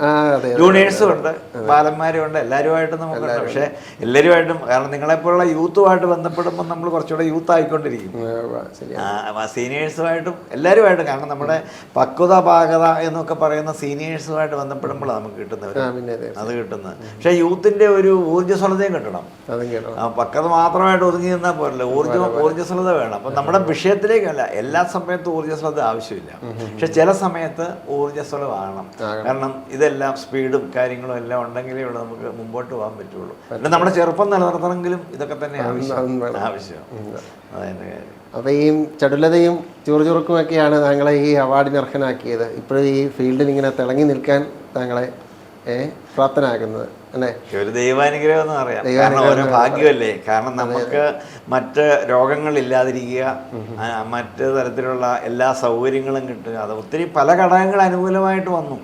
കാരണം പാലാ ടൗണിൽ ജീവിക്കാൻ പറ്റുന്നെന്ന് പറയുന്നത് പാലാ പോലുള്ള സ്ഥലത്ത്, കാരണം ഒരു കൊച്ചു നല്ല ഒരു കൊച്ചു പട്ടണത്തിൽ ജീവിക്കാൻ പറ്റുന്നൊരു കാലം, അത് അന്നത്തെ ഒരു കാലം. അന്നത്തെ ആളുകളുടെ നേതാക്കളുടെയൊക്കെ ഒരു സൗഹൃദം, സഹായം, പിന്നെ പുതിയ തലമുറയും നമ്മളോട് അതുപോലെ തന്നെയുള്ള സ്നേഹം, പുതിയ മാധ്യമപ്രവർത്തകരും പുതിയ പൊതുപ്രവർത്തകരും എല്ലാം അതുപോലുള്ള സ്നേഹം, ഇതെല്ലാം കൂടെ വരുമ്പോഴത്തേനും നമ്മളറിയാതെ തന്നെ നമ്മൾ കുറച്ചുകൂടെ യങ്ങാകുകയാണ്, യുവത്വത്തിലേക്ക് നമ്മൾ തിരിച്ചു വരിക. സന്തോഷമാണല്ലോ ജീവിതത്തിലൊക്കെ എപ്പോഴും സന്തോഷം. നല്ല കുടുംബം, നല്ല ശരിക്കും പറഞ്ഞാൽ സെയിം പ്രായമുള്ളവർ പലരും വീട്ടിൽ രാവിലെ വരുന്ന പത്രം വായിച്ച് ഒരു ചായയും കുടിച്ചിരിക്കേണ്ട സമയം. അതെ അല്ലേ? അതെ, ആ TV ഉണ്ട്, സമയത്ത് remote ചാനൽ മാറ്റി അതെ ഇപ്പോഴും ഈ അതാത് കാലത്ത് എനിക്ക് കമ്പ്യൂട്ടറോ അല്ലെങ്കിൽ മൊബൈൽ ഫോണിൻ്റെ ഉപയോഗങ്ങളോ എഡിറ്റിങ്ങോ ക്യാമറയോ ഒന്നും ഒരു പരിധി വരെ ഞാൻ ശാസ്ത്രീയമായിട്ടൊന്നും പഠിച്ചു വന്നതല്ല. പ്രായോഗികതയാണ്. ഓരോ ആവശ്യം അനുസരിച്ച് ഇപ്പം തന്നെ ദൂരദർശനിലൊക്കെ പുതിയ ഓരോ അപ്ഡേഷൻ വരുമ്പോഴത്തേനും എന്നോട് പറയുമ്പോൾ ഞാൻ അന്നേരം പറയും അത് വേണോ സാറേ, അത് വേണോ, നമുക്കത് പറ്റുമോ എന്ന് പറയും. പറ്റും, നോക്ക് എന്ന് പറയും. അത് കഴിഞ്ഞ് അവർ തന്നെ പറയും ഇതിപ്പോൾ ഏറ്റവും സ്പീഡിൽ അതെ അതെ അതെ. ഇപ്പം NDMS എന്ന് പറഞ്ഞൊരു പുതിയ സിസ്റ്റം വന്നു. അപ്പം നാഷണൽ തലത്തിൽ വന്ന ദൂരദർശൻ്റെ NDMS-ലോട്ട് ഇപ്പം നമ്മുടെ വിഷ്വൽസ് എല്ലാം NDMS-ലോട്ട് അപ്ലോഡ് ചെയ്യാം. അപ്ലോഡ് ചെയ്ത വാർത്ത പിന്നെ വിഷ്വല് എല്ലാം അതിൻ്റെ അകത്തോട്ട് അപ്ലോഡ് ചെയ്ത് കഴിഞ്ഞാൽ അത് ഡൽഹിയിൽ ഇരുന്നും കാണാം, എപ്പം വേണമെങ്കിലും എടുക്കാം. അത് ഏത് സമയത്തും അതിൻ്റെ അകത്ത് കിടന്നോളും. പിന്നെ നമുക്ക് ഈ ഇതൊന്നും എല്ലാ മാസത്തെയും ബില്ലോ അങ്ങനെയുള്ളത് കൊടുക്കാതെ അതിനുള്ളൊരു സംവിധാനം. ഇപ്പം അങ്ങനെ വന്നപ്പോഴത്തേനും ഞാനിങ്ങനെ ചോദിച്ചു ഇതൊക്കെ എങ്ങനെ ചെയ്യാൻ പറ്റും, ഭയങ്കര പാടായതെല്ലാം ഞാൻ അപ്ലോഡ് ചെയ്തെടുക്കണം എന്നൊക്കെ പറഞ്ഞു. അതോ അവർ പറഞ്ഞു പറ്റും നോക്കാമെന്ന് പറഞ്ഞു. ഇപ്പോൾ പറഞ്ഞാൽ ഏറ്റവും പെട്ടെന്ന് NDMS ചെയ്യുക എന്നുള്ളതാണ്. ഇപ്പം ഞാൻ ഏറ്റവും ആദ്യം ചെയ്യുന്ന ഒരാളെ ഞാനാണ്. ബില്ല് കൊടുക്കുന്നതാണല്ലോ അങ്ങനെയായിരുന്നു. എൻ്റെ ബില്ല് 1-ാം തീയതി ഇവിടുന്ന് പോകും.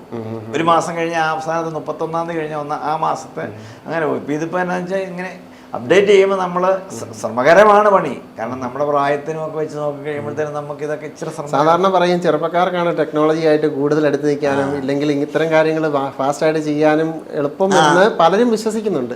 പക്ഷെ അതിലൊരു വിപരീതമായിട്ട് തന്നെ ആയിരിക്കും. അല്ല, എനിക്ക് തോന്നുന്നു അതല്ലാന്ന് തോന്നുന്നു. കാരണം അത് പ്ലസ് എക്സ്പീരിയൻസോടെ വരുമ്പോൾ മുന്നിൽ വരുന്നത് എപ്പോഴും താങ്കളെ പോലുള്ളവരാണ്. അതെ,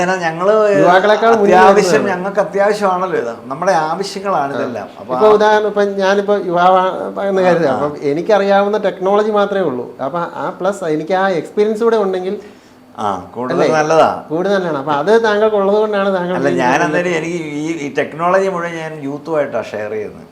എനിക്ക് എന്നാ സംശയം ഉണ്ടെങ്കിലും അന്നേരം വിളിക്കുമ്പോൾ ഞാൻ അവരോട് പറയും എനിക്കിതൊന്നും അറിയത്തില്ല, നിങ്ങളൊന്ന് പറഞ്ഞു തരണമെന്ന്. ആ പറഞ്ഞു തരുമ്പോൾ ഞാൻ എൻ്റെ ഓൾറെഡി ഉള്ള വലിയൊരു അറിവിന്റെ കൂട്ടത്തിൽ അതോടെ നമുക്ക് ഇങ്ങനെ വരുമ്പോൾ ഓരോ ചെറിയ കാരണം ഇപ്പം ഈ കമ്പ്യൂട്ടർ എന്ന് പറയുന്ന ഒരുപാട് വലിയ ബൃഹത്ത് പണിയൊന്നും അല്ലല്ലോ, ചെറിയ പണി. പക്ഷെ നമ്മൾ ഓർത്തിരുന്ന് ചെയ്യണമെന്ന് മാത്രമേ ഉള്ളൂ. അന്നേരത്തേനും ഒരുപാട് സൗകര്യങ്ങൾ കൂടുമല്ലേ. അപ്പം അത് വരുമ്പോൾ അതിങ്ങനെ ആരോടെങ്കിലും നമ്മൾ കൊച്ചു സുഹൃത്തുക്കൾ യൂത്തായ സുഹൃത്തുക്കളുണ്ട്, അവരോട് ചോദിക്കും. അപ്പോൾ അവർ ഒരുപാട് കാര്യങ്ങൾ പറയും. അത് ഞാനിങ്ങനെ കുറിച്ച് വെച്ച് ഓർത്തിരുന്ന് ചെയ്യും. പിന്നെ സംശയങ്ങൾ വിളിച്ചു ചോദിക്കും. അങ്ങനെ പിന്നീട് അവരെ തോപ്പിനില്ല എനിക്ക് ആരെ തോപ്പിക്കാനില്ല. എനിക്ക് അവരോടൊപ്പം നിൽക്കുക എന്നുള്ളതാണ്. ആരെക്കാളും വലുതാകണമെന്ന് ഒരിക്കലും ആഗ്രഹമില്ല. ഒപ്പം പോകണമെന്ന് ആഗ്രഹം. അവരുടെ പുറകെ പോകുമ്പോൾ നമ്മൾ പരാജയമല്ലേ, പരാജയപ്പെടുകയല്ല, നമ്മൾ വിജയിക്കണം. അതെല്ലാവരും വിജയിക്കുക വേണ്ട. പക്ഷെ വിജയം എന്ന് പറയുന്നത് വേറെ നമ്മൾ വിജയിച്ചാൽ മതി, നമ്മൾ ആരും തോൽപ്പിക്കലല്ല, വിജയിക്കുക. തോൽപ്പിച്ചിട്ട് നമുക്ക് ആരെയും തോൽപ്പിക്കാറില്ല.